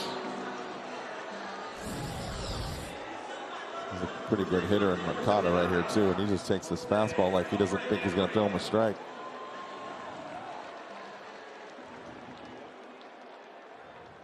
Kisner stayed quiet back there too. Does a nice job. So 2 outs, and now Abreu reached on an error by Gant back in the 1st, walked in the 3rd.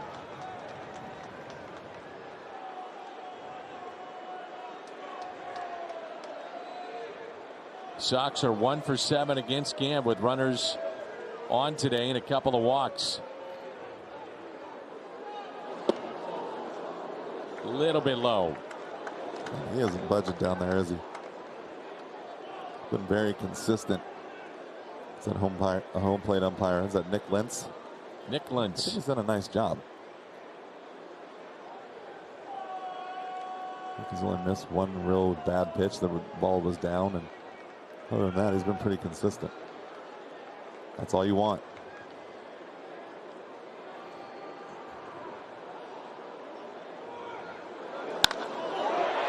And a base hit into left.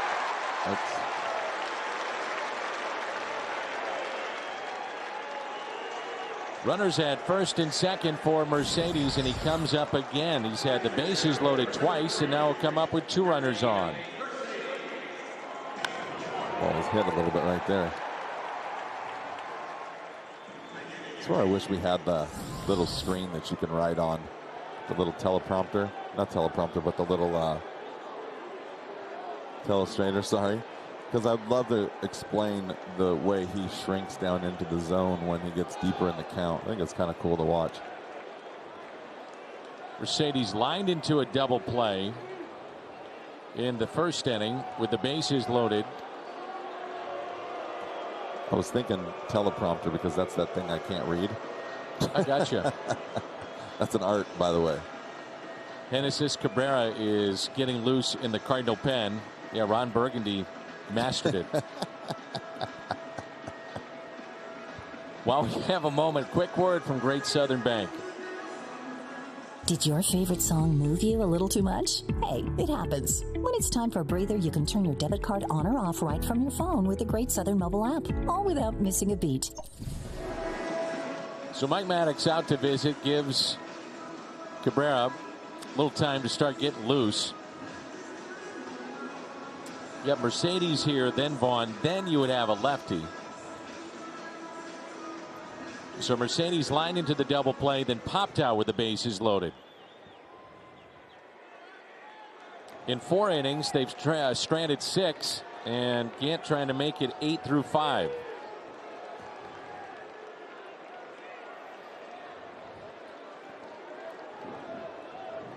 They've only stranded 6. They left the bases loaded twice. No? That's it? And that's the only 3 guys? Or the only 2 times? I guess you're right. That is right. It's a double play with the bases loaded. So 2 in the first. No, you're right. 3 in the third. Yeah, 1 in the sixth.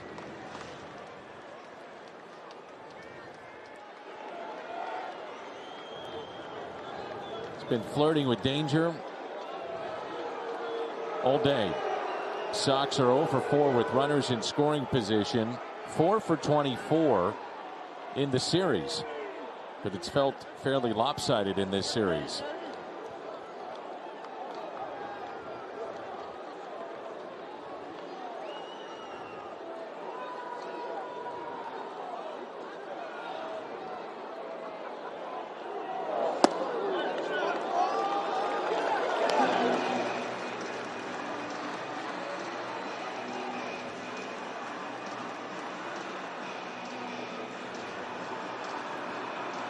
I am being very careful right here.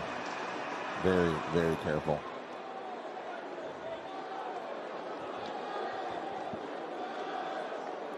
Two and 0 the count on Mercedes. See how taller he is right there than he was with 2 strikes.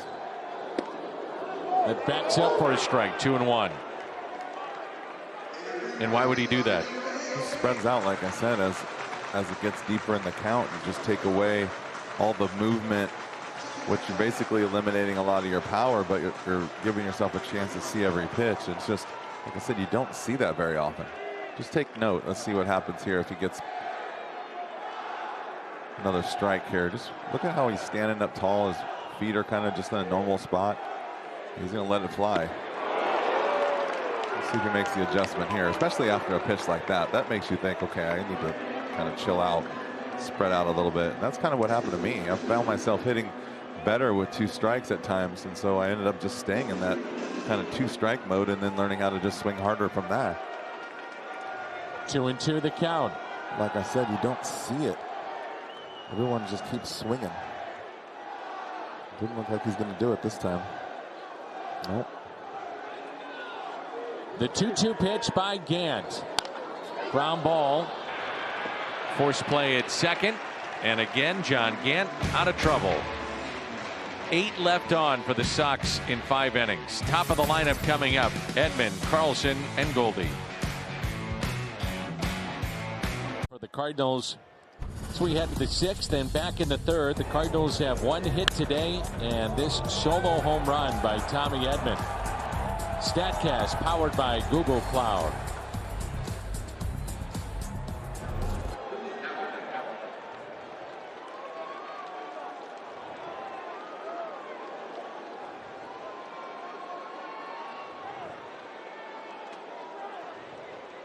Genesis Cabrera sits down in the Cardinal bullpen. Rodon has struck out 9 in 5 innings. His pitch count at 84. Edman grounded out to short and his home run. First pitch to him. Ground ball to short. 1 pitch, 1 away.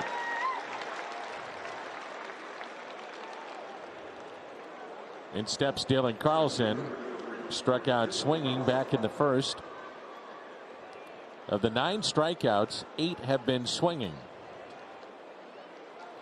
He's also fly to right.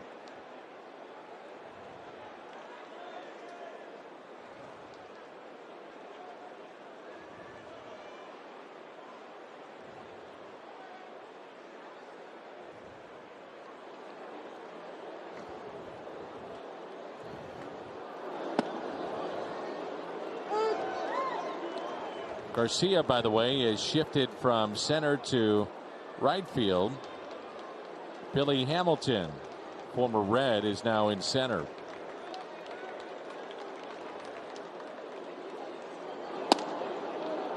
One ball and one strike.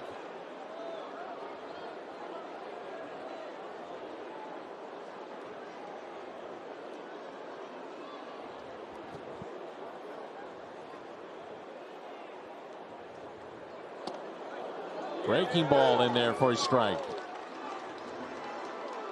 Cardinals released today 24 giveaways. Cardinals.com/promotions. Promotional schedule is back along with the theme nights. Check that out at Cardinals.com/promotions as we open it back up. Dylan Carlson with a fly ball into center. Hamilton under it and makes the catch.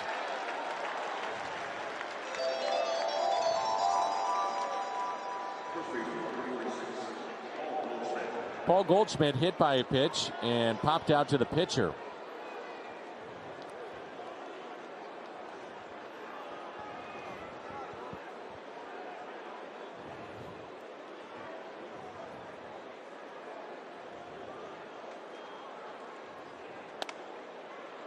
The slider taken high for ball one.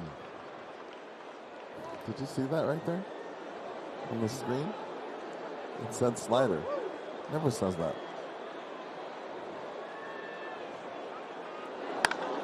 And Goldie hammers that foul.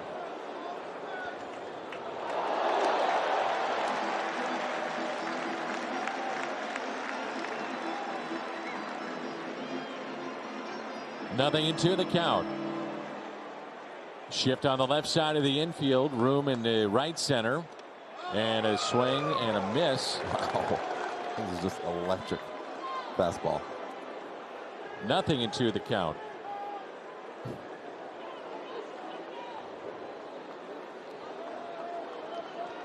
Should be 1-2, I believe. Yeah, it's 1-2.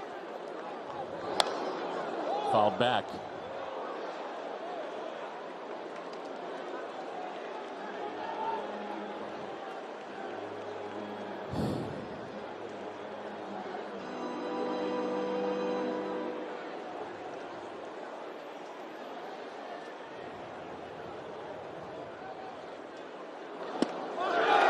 Strikeout number 10.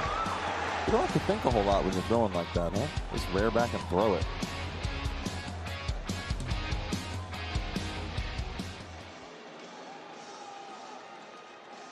Telecast presented by authority of the St. Louis Cardinals, not to be reproduced or retransmitted in any form.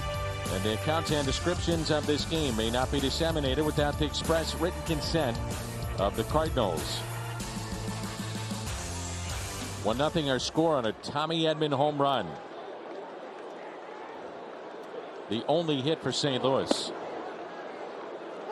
Changeup in there for a strike to Andrew Vaughn. Tell you what, this guy's throwing a pretty good game, but Johnny Gant right here is holding his own.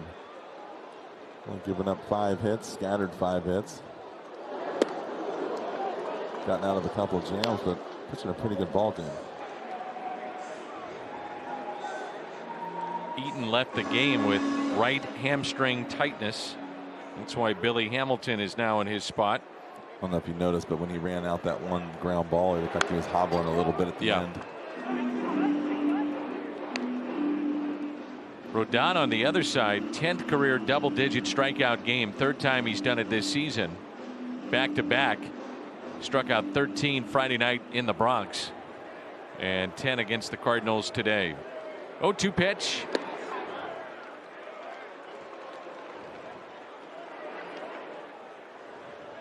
Sandy Alcantara, Aaron Nola, Brandon Woodruff, all pitchers with 10 strikeouts this season, and now Rodon. The 1-2 pitch.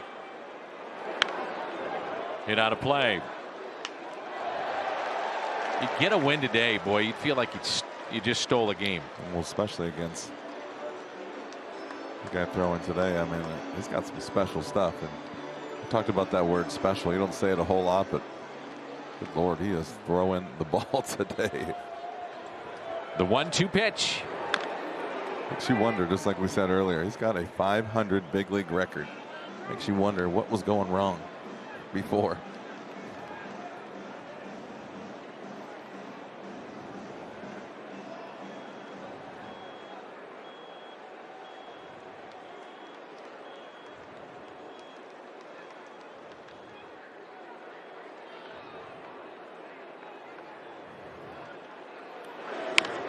Got him to reach.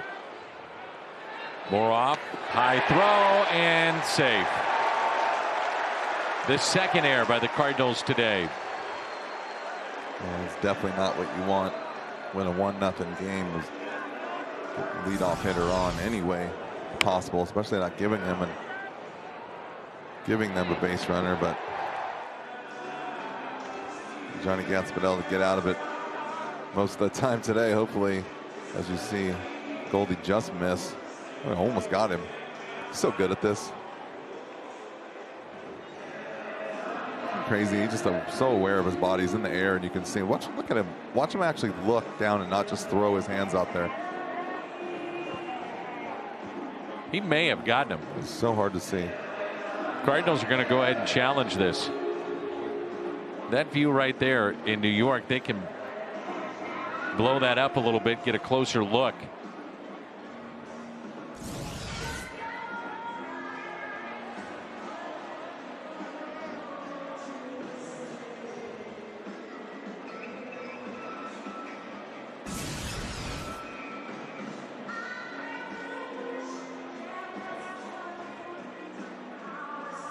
I don't know. Tough to tell. It's not good. That's going to be a tough challenge right there.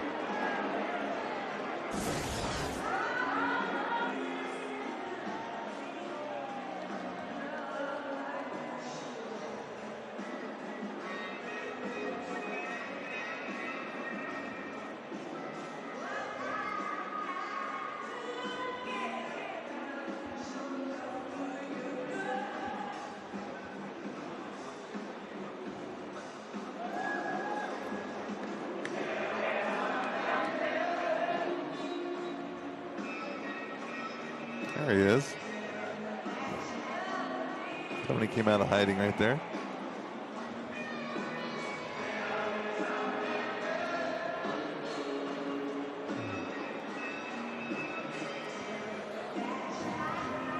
All right, let's go. What do you think? Like more than 5 or 6 times looking at it is not enough.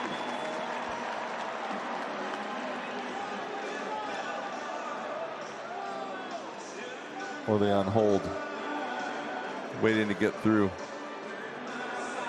We got Collins here, then a switch hitter. That error may take John Gant out of the ball game, and it will. Pitch is into the 6th. The error by Moroff. Genesis Cabrera coming in.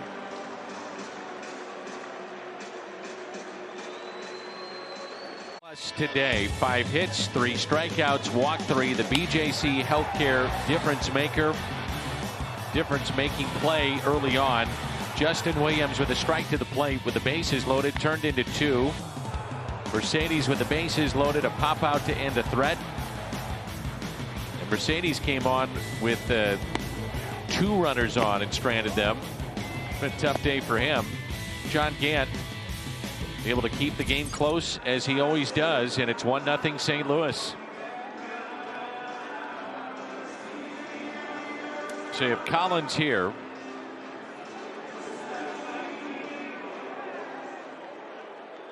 Against lefties, he's 2 for 17. Bunting in this spot. Goldschmidt will tag him out for the out.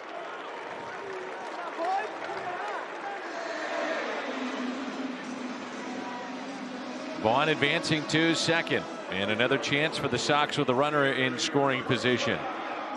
Last time the Cardinals had 3 straight games with multiple errors was back in 2016. A couple of games against Kansas City, another one against Milwaukee, and it's been, you know, when you think about what was the strength of this team coming in, defense would be at the top of the list.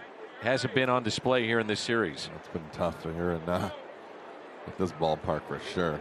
Garcia, 171 hitter against left-handed pitching, a switch hitter, and a chance to tie it up or put the Sox on top. Does not have a home run this season, and that's to the backstop. Back to Kisner. He'll fire to third, and it turns into an out. Thank you very much. Been working on that play lately. Hey, by the way, on that card, I said number 1, not number 2. Yeah. Look out. Yeah, Kiz totally looking for something else. How about this bounce? Right back to him. I'm telling you, it's like cement back there. Heads up play, too. Tell you what, if he doesn't tag him that first time through, he's going to be safe. Watch this.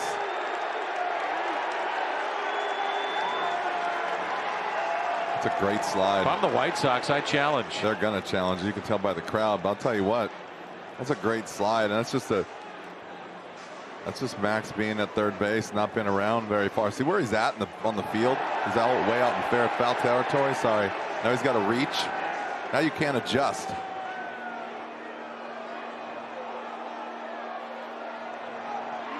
That's still not clear enough right there. Tony La Russa will challenge here.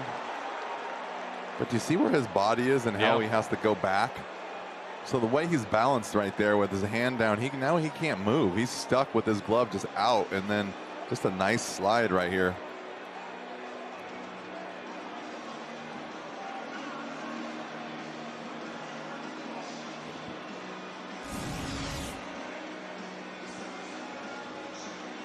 Crowd today, 14,791, 14791. The throw is right there, and this could be a tough inning defensively for Max Moroff. He's safe.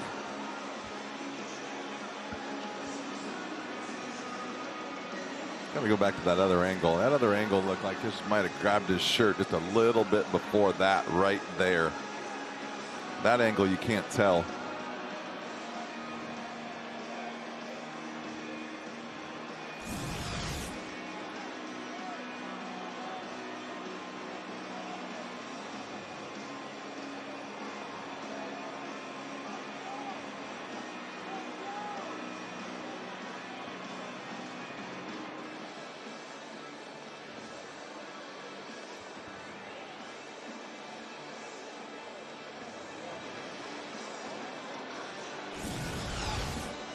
This is the angle I was talking about right here. Watch us see.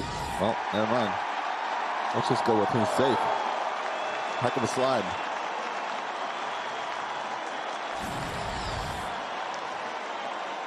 I mean, it's some little things, Jimmy, that we talk about right now. Yeah, it's very close. He's out right there, to be honest with you. I can't tell if his hand's on the bag, though, or not, but you can definitely tell that his hand was on the bag by the obvious tag off the chest. So it goes against the Cardinals right here, and heads up play right there by the runner, but not where you want to be right now. 2 errors in the game, wild pitch, little things. An error right there.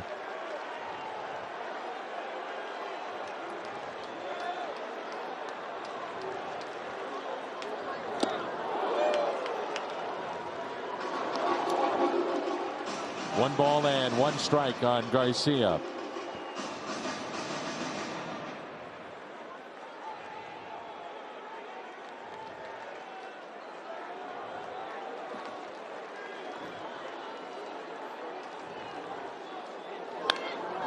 Out of play, now 2 strikes. Tell you what, this is the one spot during the game that you ever want to go for a strikeout. This is it. You do not even want him to put the ball in play. Nothing good can come out of a ball in play here. Infield drawn in. The 1-2. He got him. 99 elevated the fastball. The second out here in the 6th inning. This is kind of what I was thinking too. You got to elevate and let it go as hard as you can throw it. Worried about a slider that bounces. We've all seen what happens when the ball hits the ground behind the plate. I initially thought that Tony might think about a squeeze in that particular spot. 8th place hitter, left-handed pitcher. I think he's worried, to be honest with you. Back to the runner. To be honest with you, he's worried about the location of the pitches. Guy's not one of those guys that you kind of want to, hit and run against or squeeze against maybe because of his wildness. So I was thinking right along with you until I just thought a little bit further into it, thinking he's probably not going to do it with Cabrera on the hill just because of the wildness of him. Check swing, didn't go. Mendick is 1 for 2. Base hit to left. Struck out looking.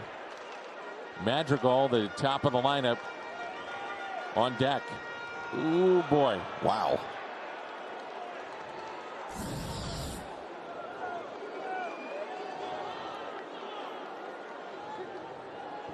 The 2-0. Popped up. Tommy Edman is there and makes the catch.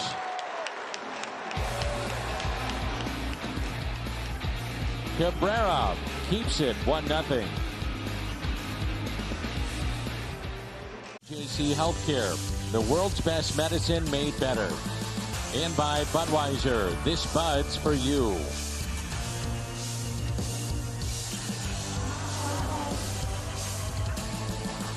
And now it's time for the Home Depot getting more done. White Sox starters in this series awfully good. 19 innings, 10 hits. Well, look at the 19 strikeouts. Look at the walks and the innings. strikeouts, and that'll give you the earned runs right there. Don't give Kopech anything is away. the new pitcher. Chevy called to the pen. Among American League relief leaders, 9th in ERA, 14th in strikeouts. And if you thought you were going to be happy to get a starter out of the game, then you get this guy.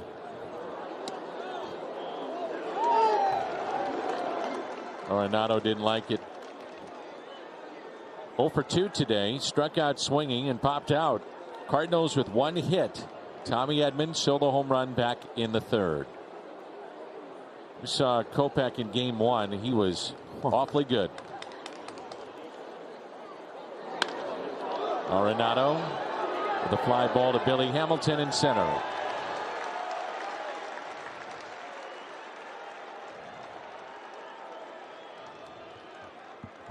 This is the Gateway Honda home run inning. Cardinals hit a home run. The Gateway Honda dealers will donate $1,000 to the Make-A-Wish Foundation of Missouri.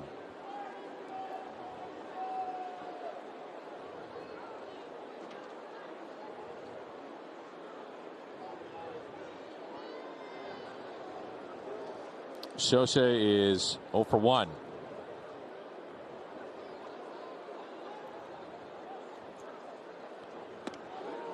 And a slider taken low.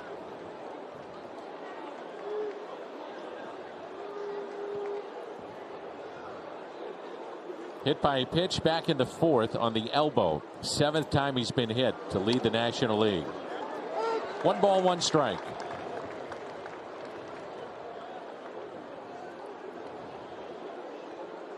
Looking at the bottom of this inning, Madrigal, Hamilton, Moncada coming up for the Sox. You said that he's been hit 7 times, 2 or 3 times today, and so. But I'm saying, like, we've talked about it, and we talked about it yesterday. He's only got 38 at bats. Right. That's what I mean. Crazy. I mean, it sounds like he's been hit a lot, and that's a lot even if you're playing every day. And he only has 38 at bats. For example, Nolan Arenado's got 189 at bats. Everyday player closing in on 200.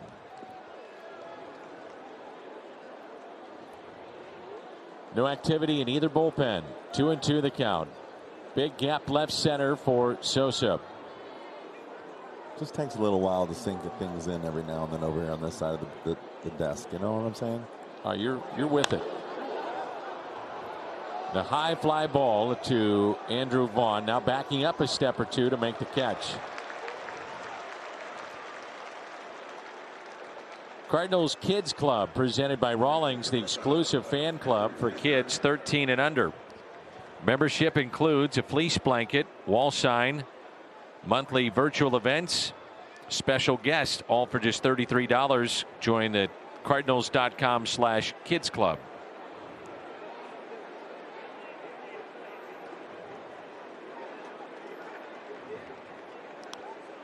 Andrew Kisner grounded out to short, popped out to second, 0 for 2.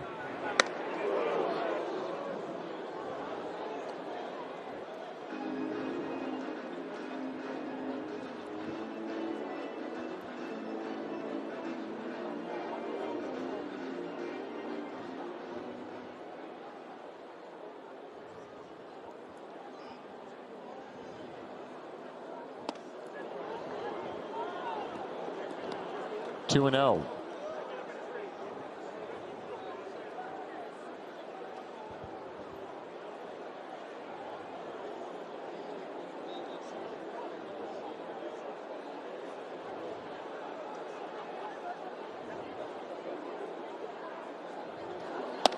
Three 0.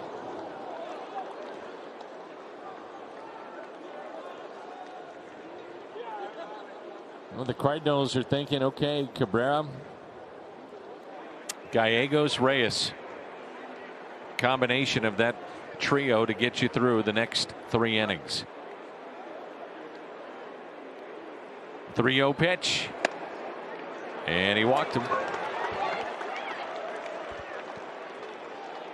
First walk the Cardinals have received today. In steps Lane Thomas. He has struck out twice. 0 for 2.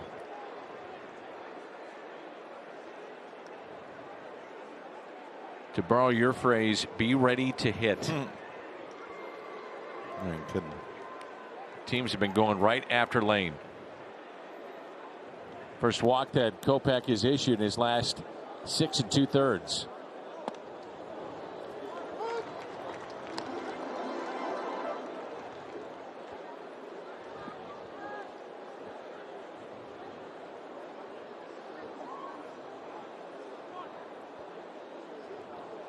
The 0-1.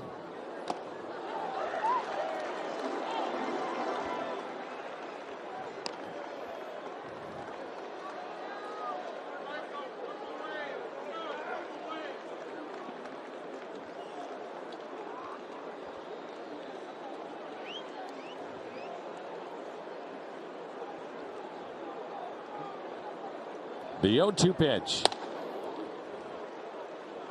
It's 3 consecutive fastballs going right after Lane Thomas.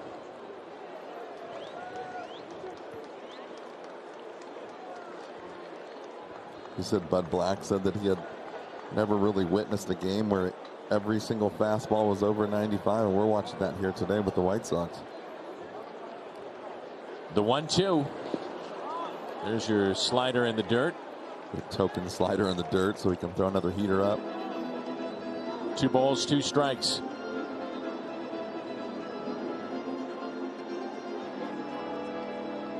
Rodon was really good today. 10 strikeouts, no walks, hit 2.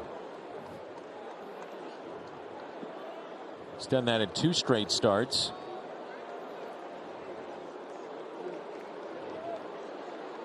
The 2-2.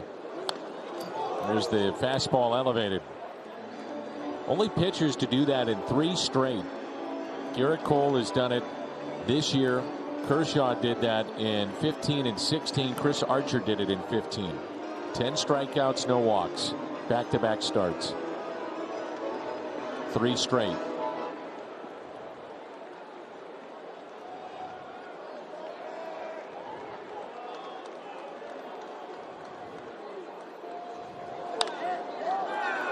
Kopech falls down. Pitch is popped up and he pops back up, but clearly not right. Today's 7th inning stretch brought to you by Ford and the fully electric F-150 Lightning. Let's take a look at it. Ford Motor Company, built Ford proud. What happened here with Michael Kopech? Really can't figure it out. Looked like he really landed awkwardly or kind of got like hyperextended, but it's just right there. If that doesn't tell you how much force is running through the body when a guy is letting go of a pitch, I don't think anything does. You see his legs just kind of buckle right there? Sure did. Madrigal, Hamilton, Moncada. Top of the lineup, 1, 2, 3, and it's 2 balls and no strikes. I'll tell you what, Genesis Cabrera would be one uncomfortable at bat. Man. Which side of the plate? Both? Yes. Came into the 6th with 1 on and nobody out. Got out of it. The 2-0 pitch. 2 balls and 1 strike.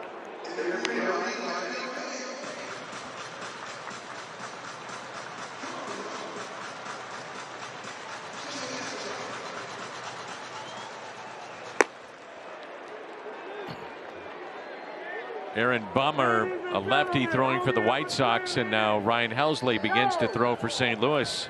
2-1 pitch. Breaking ball. Doesn't get the call. 3-1.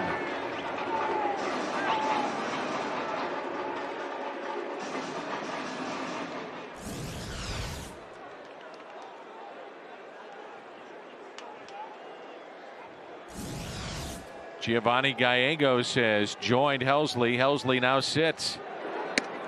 Taken high.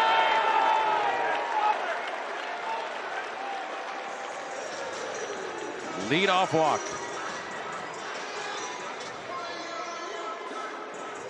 This is where Billy Hamilton can cause all kinds of havoc with his speed.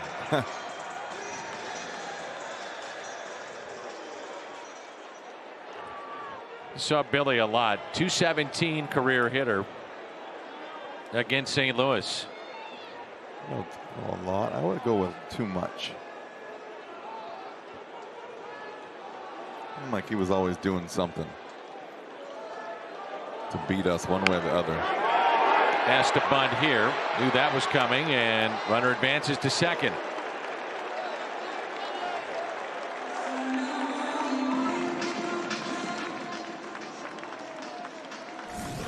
Brings in Moncada, who is 0 for 2 with a walk, pair of strikeouts. Billy can still fly down that line. It seems like he's been around forever. He's still only 30 years old. His second round pick by the Reds only in 09. It seems like it doesn't seem like he's been playing since I got here in 2000. Gosh. Moncada walked first time up. Struck out swinging in the third, looking in the fifth. Tying run at second base.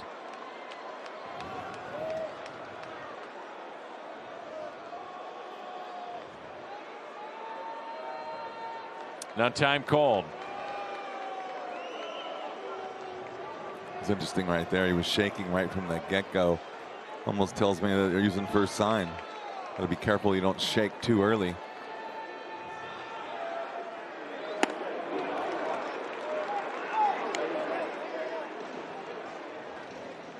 You notice that? Started shaking as soon as Andrew put down a finger. So if I'm the guy at second base, kind of figuring out what the signs are right away. Get a chance to run on a breaking ball.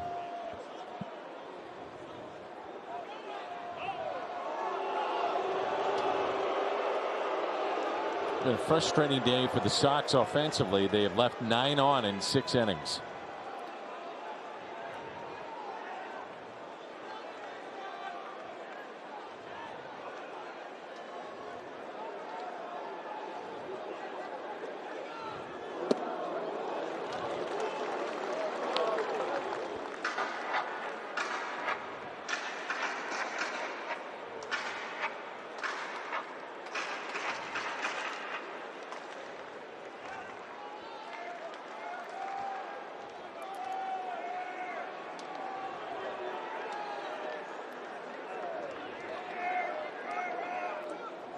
The 1-1.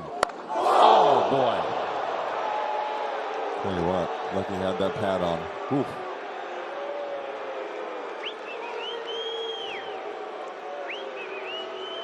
Tony didn't even see it.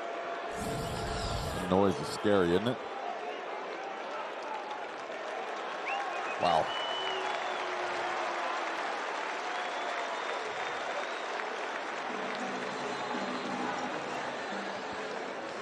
What'd you say? Uncomfortable at a bat?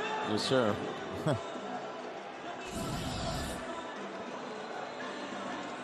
Runners at first and second, and Mike Schilt out to make a change. Giovanni Gallegos.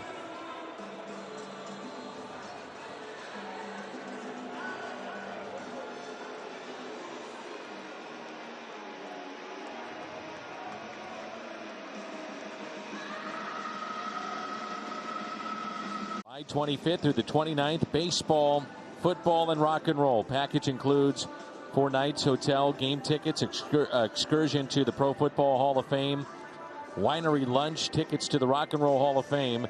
Number to call, 800-892-7686, 800-892-7686.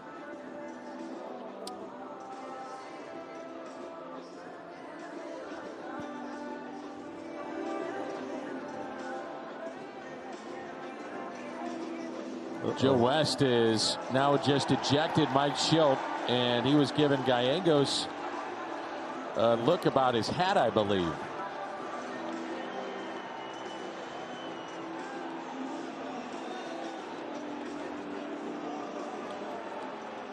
You know what I was thinking when he came out there? I'm thinking if that's LaRussa, he's getting thrown out of the game, and before I could get it out of my mouth, he's gone.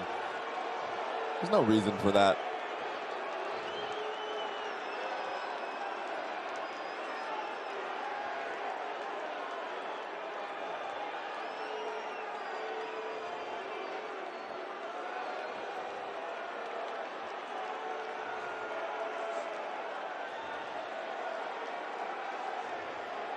Can't have water on your hat anymore? Do you remember Julian Tavares? Oh, yeah. Steve Klein? Schilt's second ejection of the year, 7th of his career. Oh, they're going to take the hat. Oh, with yeah. them.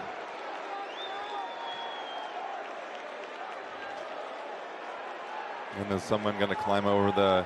Isn't this where they climbed over and took the bat back? Albert Bell's bat. We're going to take that hat to... We're going to take that hat to the umpire's room. It'll be evaluated. You know, there are supposed to be people that are policing this every day in Major League Baseball. And if there's an oddity or something you see with the spin rate, they'll go back and check the baseballs, and in this case they're going to check the hat, and Mike Schilt is as fired up as we've seen him. And he should be, to be honest with you. And I'm just going to give you a brief explanation. I'm sure he's saying, look at the other side. Yeah, well, unless somebody comes out and literally says something, and we wouldn't know that, but Mike would. What is he? He's basically saying, like, what are you bothering my pitcher for? I mean, that is, to be honest with you, that is a very, very light, whatever that is, on your hat. And that's not enough to just literally get everyone's attention. You think it was something from the other dugout? Maybe. Joe West is the third base umpire, is the crew chief. But that's why I'm wondering, like, you know, if you're Mike Schilt, you know that someone had mentioned something, and if not, you're saying, why are you coming over here?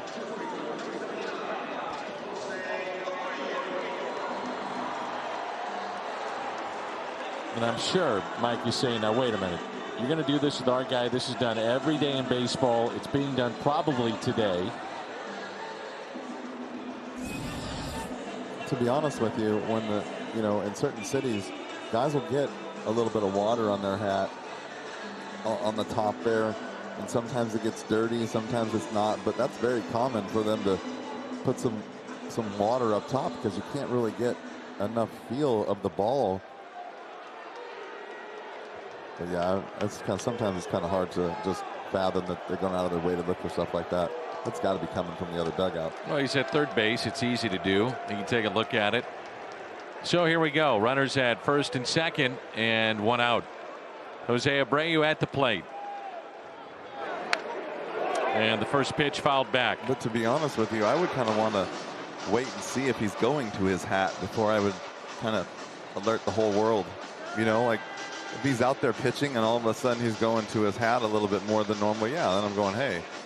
But if I don't know where I would draw the line with stopping him before he throws a pitch.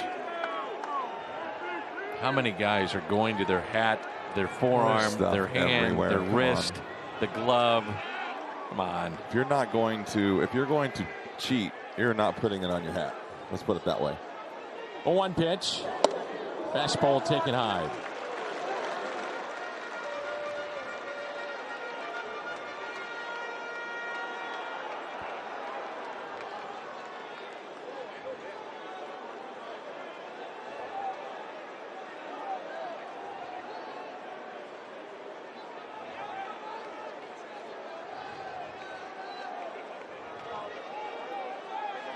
Might see one of those disappearing sliders right here.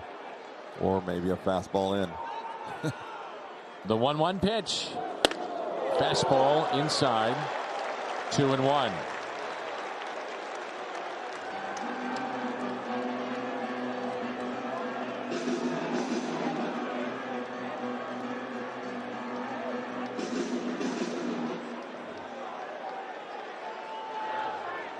The other part I'm sure Mike Shildt is saying is this is being done every day in baseball. Every day, everywhere you look. And the 2-1. 2-2.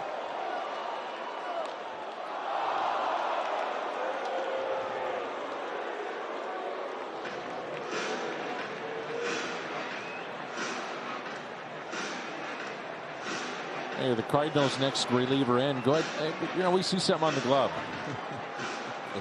Do whatever you want, to be honest with you. They got to at least check it. And that's the thing I think that maybe, you know, like I said, we can't see, but Mike Shildt can. You can tell when it's egregious. A coach has to go out there and say, or Tony's got to go out there and say, hey, please check his glove. It's not like someone's whispering out of the dugout. That's just not happening. You can't just say something in the dugout and have the third base umpire stop the game. So you would know if you were on the field that that was what was coming.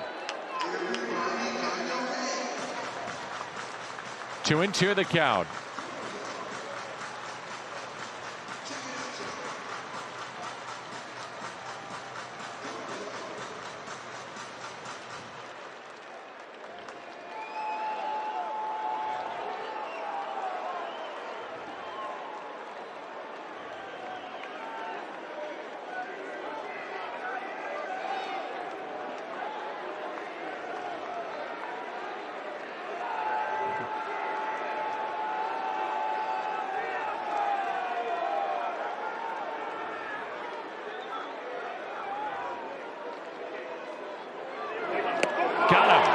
The strikeout of Abreu.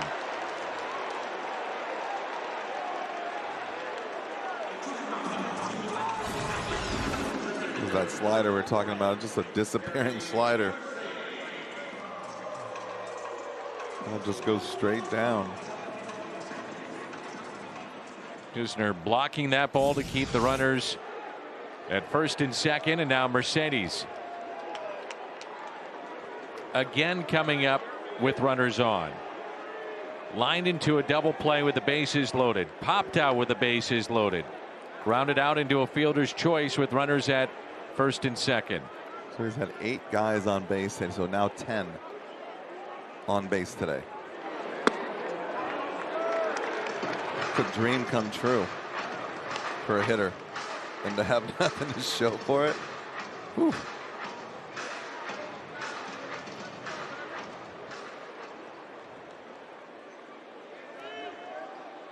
The Sox have left 9 on today. 1-0 our score here in the bottom of the 7th. They're 0 for 8 with runners in scoring position and 9 left on. The 1-0 pitch by Giovanni Gallegos. 1 ball, 1 strike.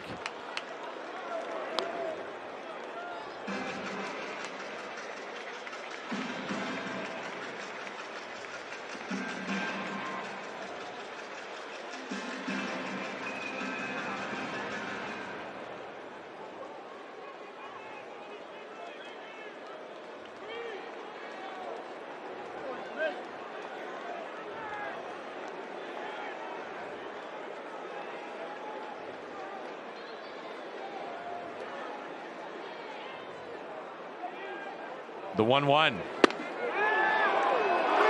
Great. 1-2. Kisner has done that a couple of times today where he moves inside.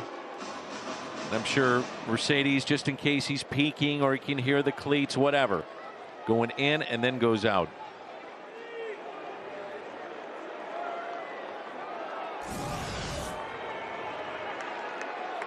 Gallegos trying to send us to the 8th. 1 ball and 2 strikes.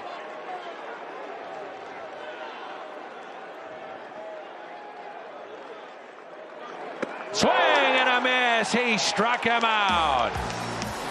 Back-to-back Ks, Abreu and Mercedes. 1-0 Cardinals. Here this afternoon, Rodon going for the White Sox. Some good defense shown by the Cardinal outfield today. That is a key play in this game. In the first, bases loaded. Outfield assist, Justin Williams. Home run hit by Tommy Edman. And for the Cardinals, that is their only hit today. 1-0, top of the 8th. New pitcher in is Aaron Bummer. Our Chevy called to the pen.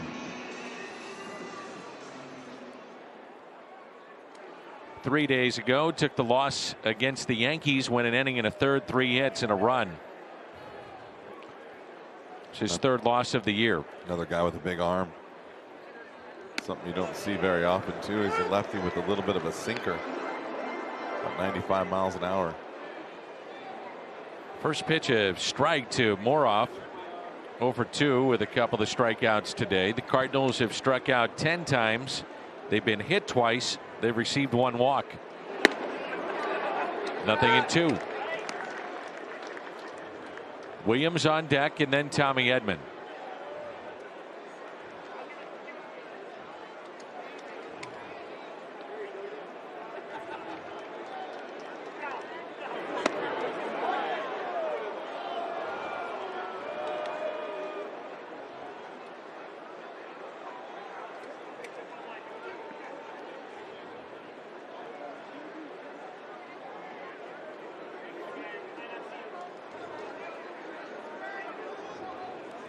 The 1-2 pitch. Swing and a miss. Moroff 0 for 3 with 3 Ks.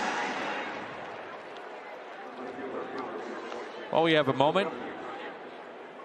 Quick word from Victory Men's Health. You gave me my youth back. Improved strength, muscle mass, and energy. Thanks to Victory Men's Health, there are more guys feeling better than ever. Join the movement. Visit victorymenshealth.com. Justin Williams 0 for 2. Strike 1. A little slingshot right there. A little 3/4, maybe even under 3/4. Let's see where this would be a sidearm. Tough at bat for a left-handed batter. We've said that a few times today, haven't we? Yes, we have. A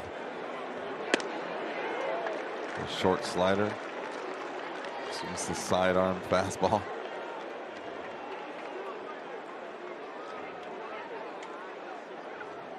He's got about a strikeout rate of a little bit over 9 per 9 innings. You can see why.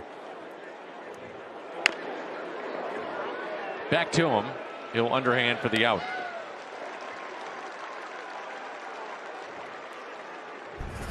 Budweiser play of the game, and we take you back to the third in a home run hit solo shot. Tommy Edman, his third of the season. He's driven in 13. And the Budweiser play of the game, the only hit for St. Louis this afternoon.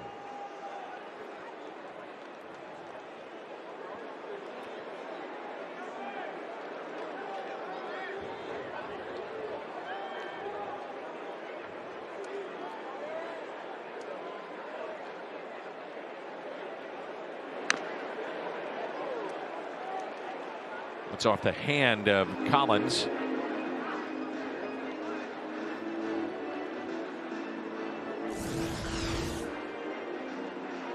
Get that hand out of there. Ouch. It's a weird spot to have your hand, isn't it? Used to catch, right? Oh, yeah. Not well. And that's why I'm here. That's why you're one of the best play-by-play guys in the game. Oh, yeah.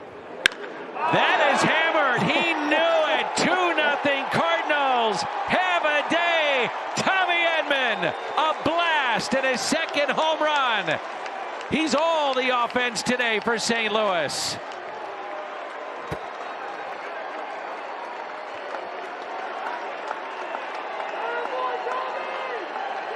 Do you ever think that you would see Tommy Edman stand somebody up at the plate like that? He crushed that ball. He knew it. Watch this. Little hanging slider and whack. And watch this.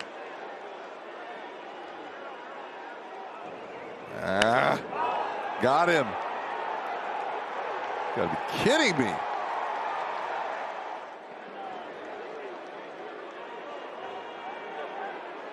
His second home run today. He's up to 4. And a little cushion here for the Cardinals. Wow.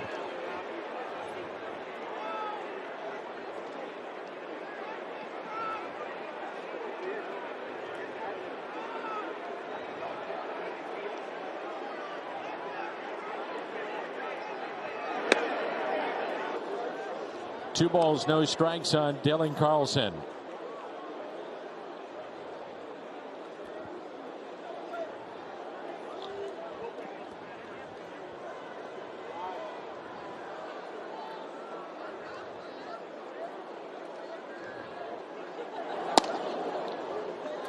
Can't give him that. It's ridiculous. Second time that Tommy Edman has had a multi-home run ball game in his career. Slider catches the corner.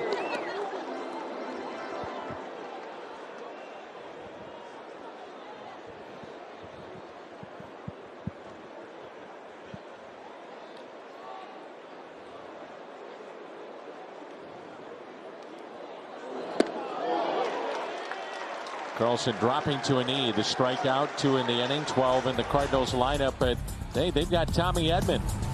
That's all you need today. It's 2-0. Today, and 2 home runs and a 2-0 Cardinal lead. Edman 2, the White Sox nothing. 2 bombs too, not just home runs. Andrew Vaughn leads it off against Giovanni Gallegos. His hat was confiscated by Joe West and the umpiring crew right before his first delivery to Jose Abreu, and then he struck out Abreu and Mercedes with 2 runners on.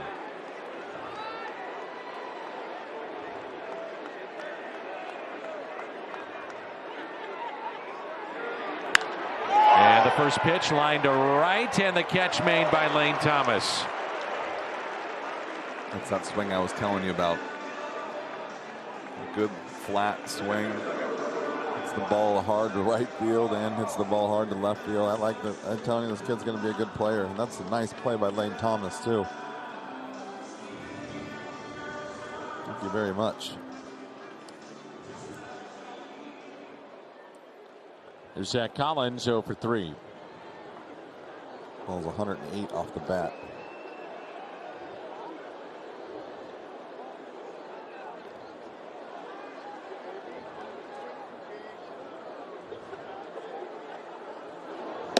And the first pitch taken for a ball.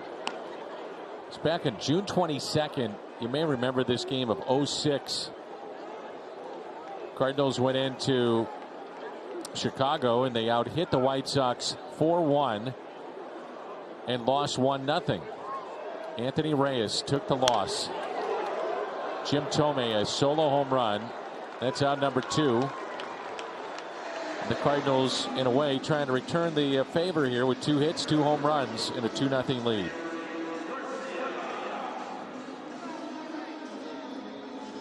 Here's Garcia. That home run was late in the game, wasn't it? 7th inning. That's late. Late-ish. Freddie Garcia won that game. Bobby Jenks picked up the save.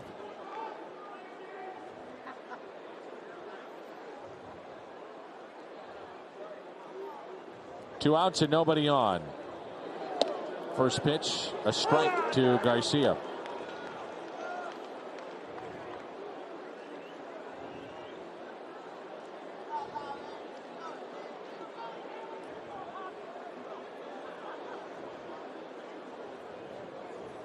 Cardinals have Goldschmidt, Arenado, Sosa coming up. Pitch.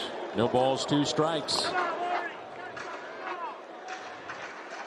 See Kisner right there alerting Goldie that changeup was coming.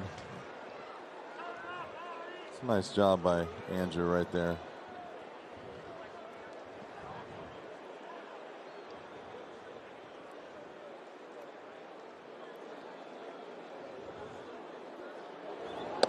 Swing and a miss. He struck him out. That sends us to the ninth.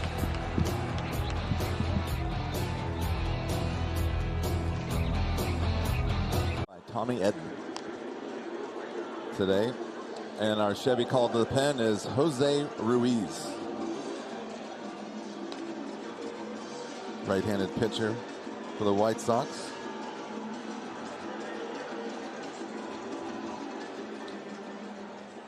Due up for the Cardinals, Goldschmidt, Arenado, and Sosa.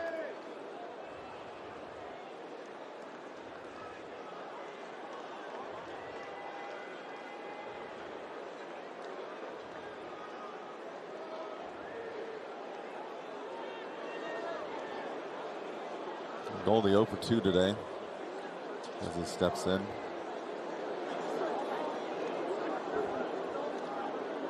And the first pitch to him is taken for a strike. It's not the pitch he was looking for in the first pitch coming out of the bullpen right there. Big old breaking ball.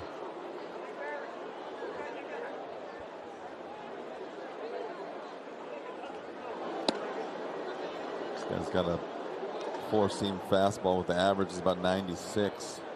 Gets it up to about 98 miles an hour.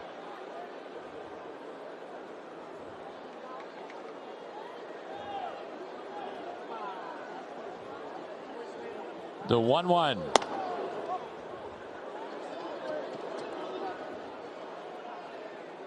Goldschmidt this afternoon hit by a pitch, popped out to Rodon, and also struck out. Ruiz signed as a catcher. Big arm, you can see that. Converted over to a pitcher in 2016. That 2-2.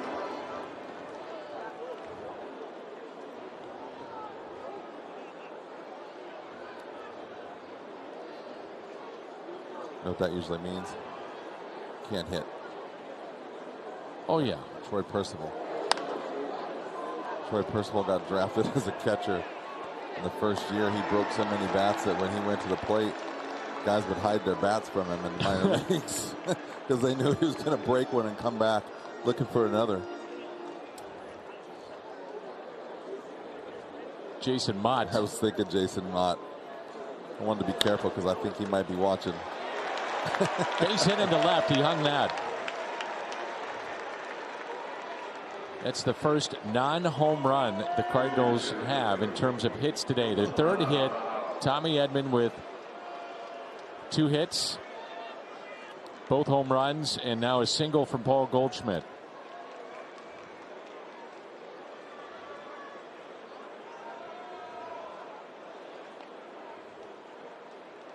Chance to win this game potentially with 7, 8, 9 in your order, going 0 for 9 with 7 strikeouts.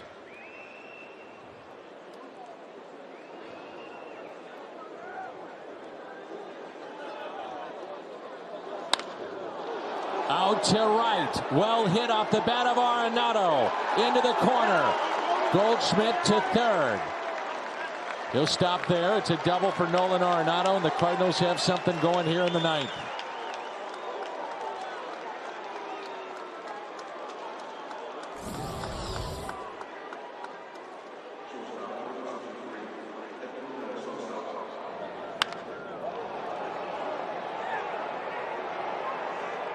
Edmundo Sosa will be the batter. Double for Arenado.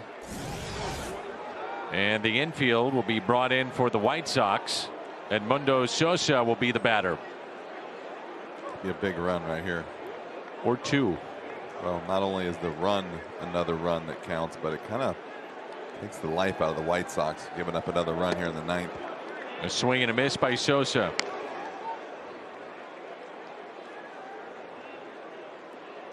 He's got to put the ball in play. It's the first at bat the Cardinals have had with a runner in scoring position today. We're in the ninth. Going back with that same pitch. 1 ball, 1 strike.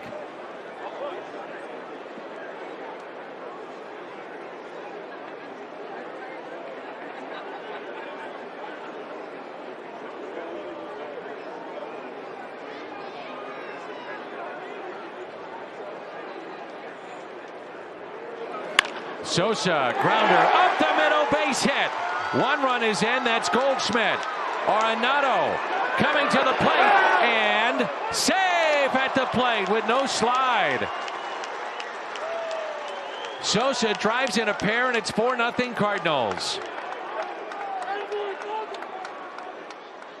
Tell you what, Billy Hamilton made a nice play on this, and I don't think he's really known for having any kind of an arm at all, and he made this play really close. And that's probably the reason why right there is Nolan got a bad jump.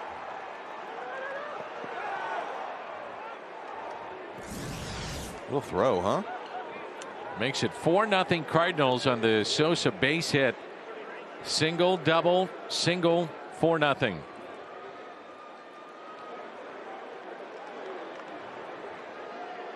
And a win would make the trip out west to the desert a little better this afternoon.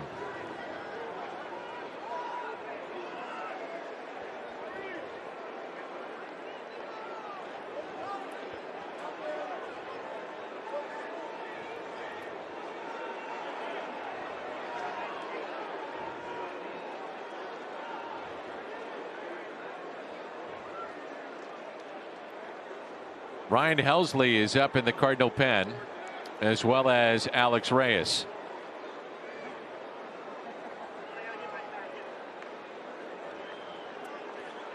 I want to think about running him here. We'll see if they want to do that. Keep applying the pressure here.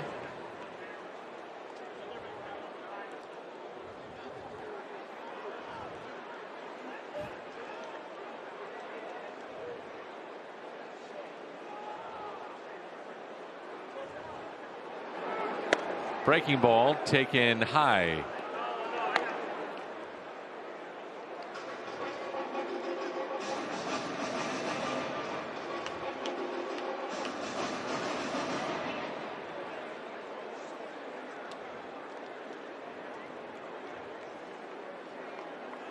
Two-0 pitch.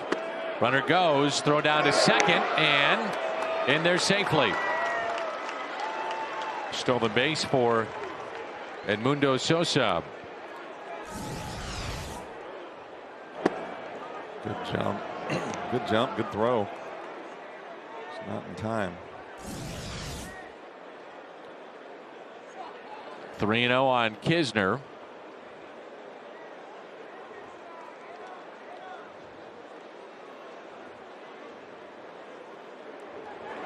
And a walk.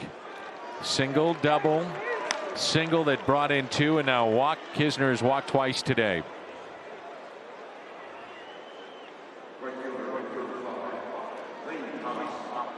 Lane Thomas now with runners at first and second. 0 for 3 with a pair of strikeouts. Say it again, be ready to hit. They've been going at him with those fastballs. You said it, partner.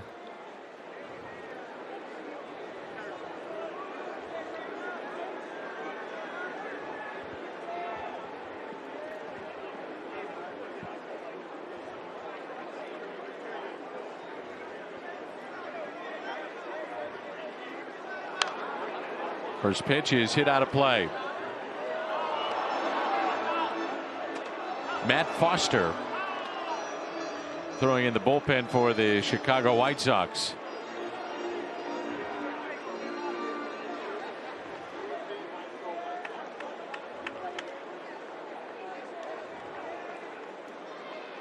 The 0-1. 0-2.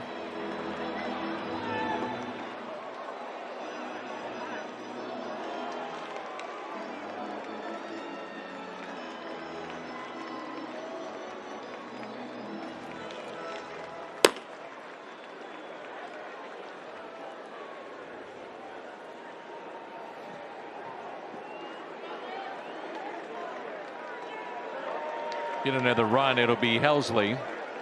If not, probably looking at Reyes. Strikeout of Lane Thomas.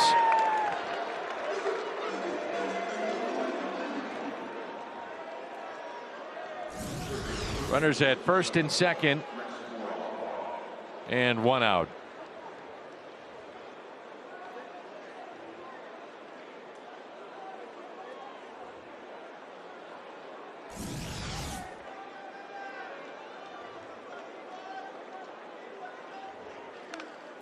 And it's fouled back. Moroff has struck out 3 times, 0 for 3 today.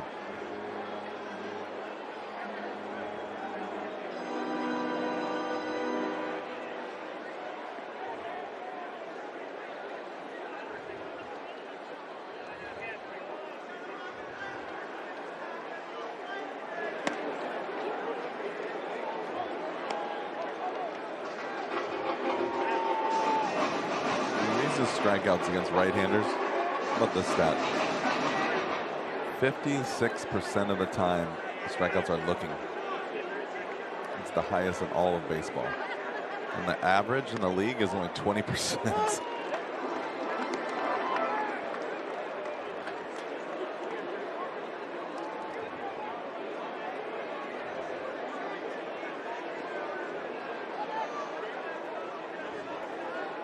He's got a pretty good breaking ball. Here's a 1-2 pitch. That one right there. And Moroff strikes out for the 4th time. Cardinals have struck out 14 times today. They have 5 hits and yet a 4-run lead. Baseball is indeed a funny game. Incredible.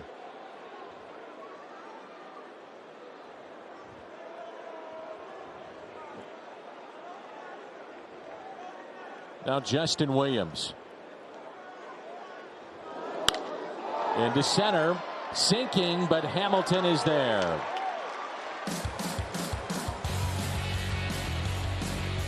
Four nothing as we head to the bottom of the ninth.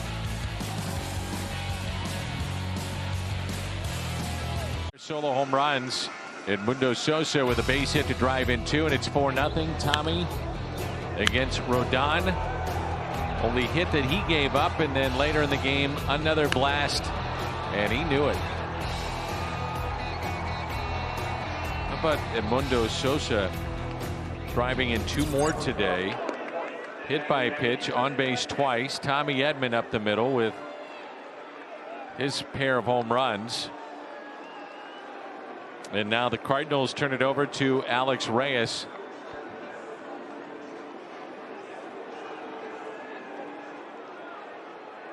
Last 4 outings, 5 innings, 1 hit, 9 strikeouts. The opponent average .063. Chevy called to the pen. He's given up a total of 11 hits this year. First pitch swung on and missed.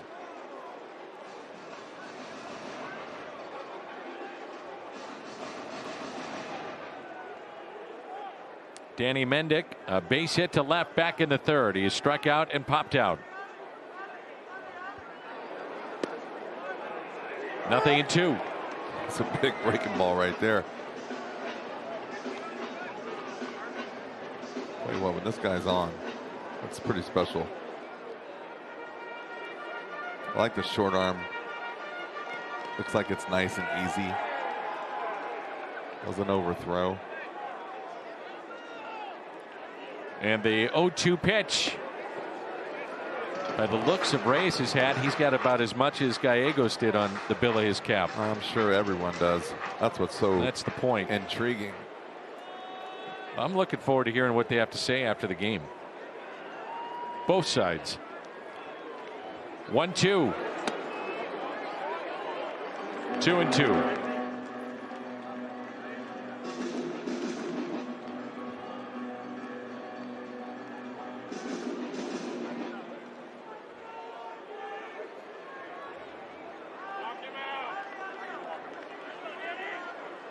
The 2-2 pitch. Outside corner, struck him out.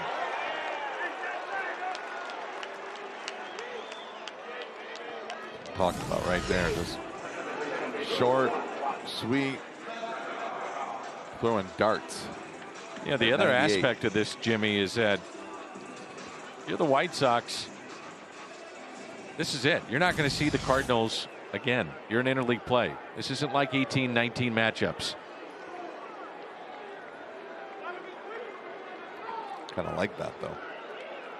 And the point being is that, you know, you chime into Joe West here and have him check that hat. Madrigal a base hit out to left.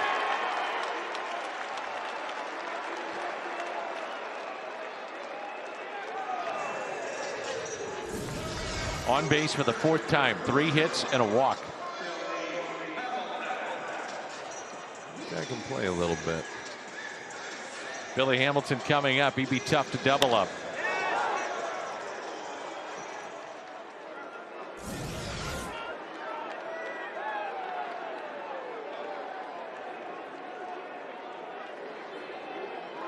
Hamilton came in for the injured Adam Eaton.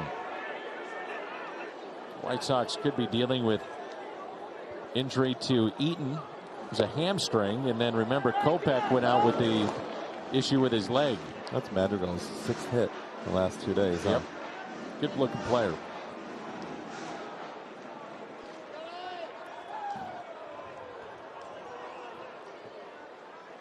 Here's a 1-0 pitch.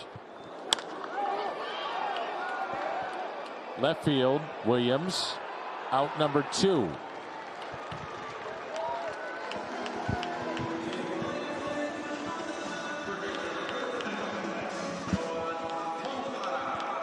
Another storyline today, John Gant bent, didn't break. Oh, you ain't kidding. Pitched out of trouble all day. He's been doing it all season. And the White Sox down to their final out. Moncada with 2 outs and a runner at first base. Strike 1. It seemed like every time they got runners on base, John Gant got better. Hit some really, really good pitches when he needed to today.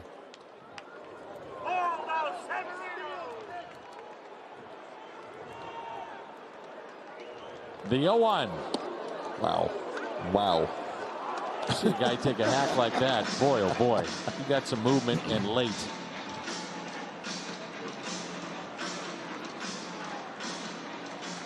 That's when you're on the on-deck circle and you want to go like, what was that? Try to get the hitter's attention and be like, hey, what was that? Nothing in 2 the count. 4-0 our score.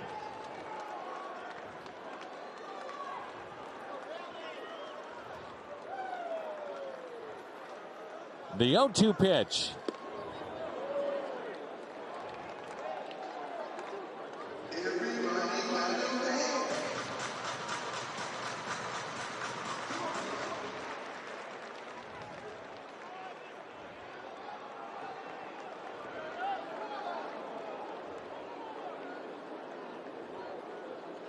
The 1-2.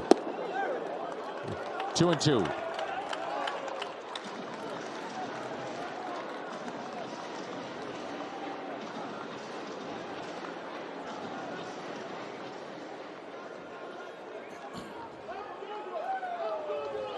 Sox 0 for 9 with runners in scoring position today. The 2-2 pitch. Grounder foul.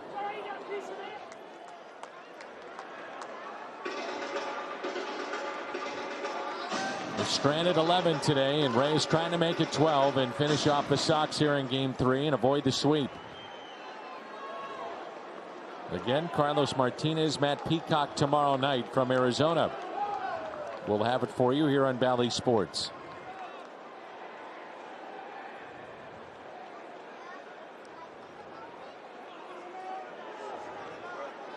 I think Mercedes is going to see runners in his sleep tonight. Tough day for him. Came to the plate with 10 guys on base today. 10.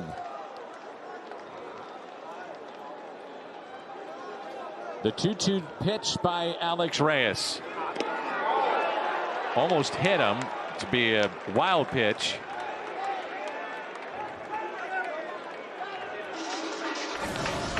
I think this is the wildest wild pitches I've ever seen in a 3-game series bouncing around at this home plate. I don't remember anything like this ever.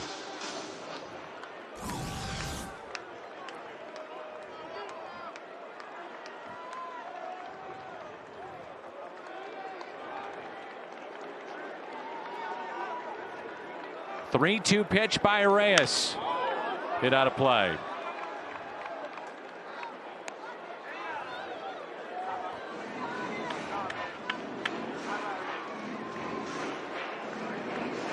White Sox against John Gant with runners on went 2 for 10. 0 for 5 with runners in scoring position. 0 for 2 with the bases loaded. Reyes trying to finish it off, and a 3-2 pitch. We'll do it again.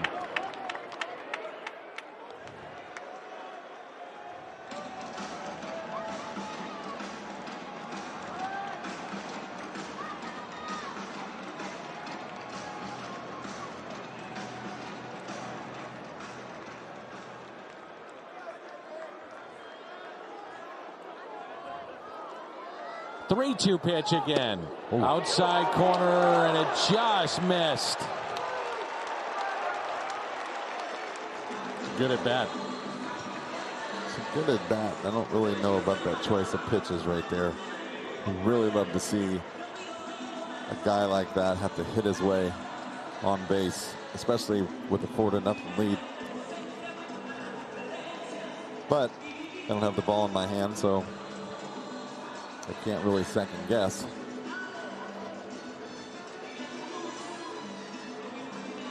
So runners at the corners, 2 outs. And Abreu coming up.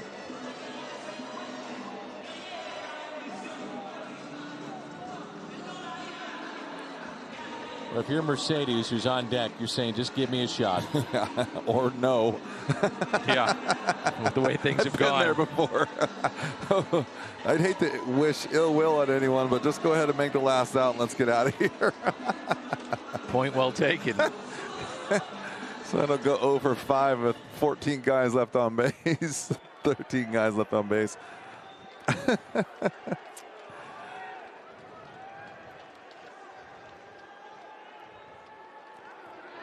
Abreu is walked, singled, reached on an error, and struck out. Runners at first and third with 2 down here in the bottom of the 9th. Strike 1.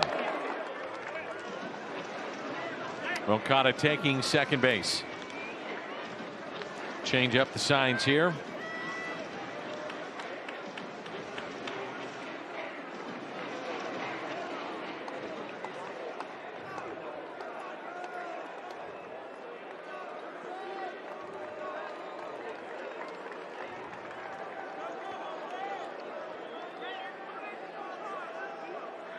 The 0-1. Nothing in 2. Not what he was looking for right there, huh? We talked about yesterday about him hitting some breaking balls hard. Tying him up a little bit with that fastball in.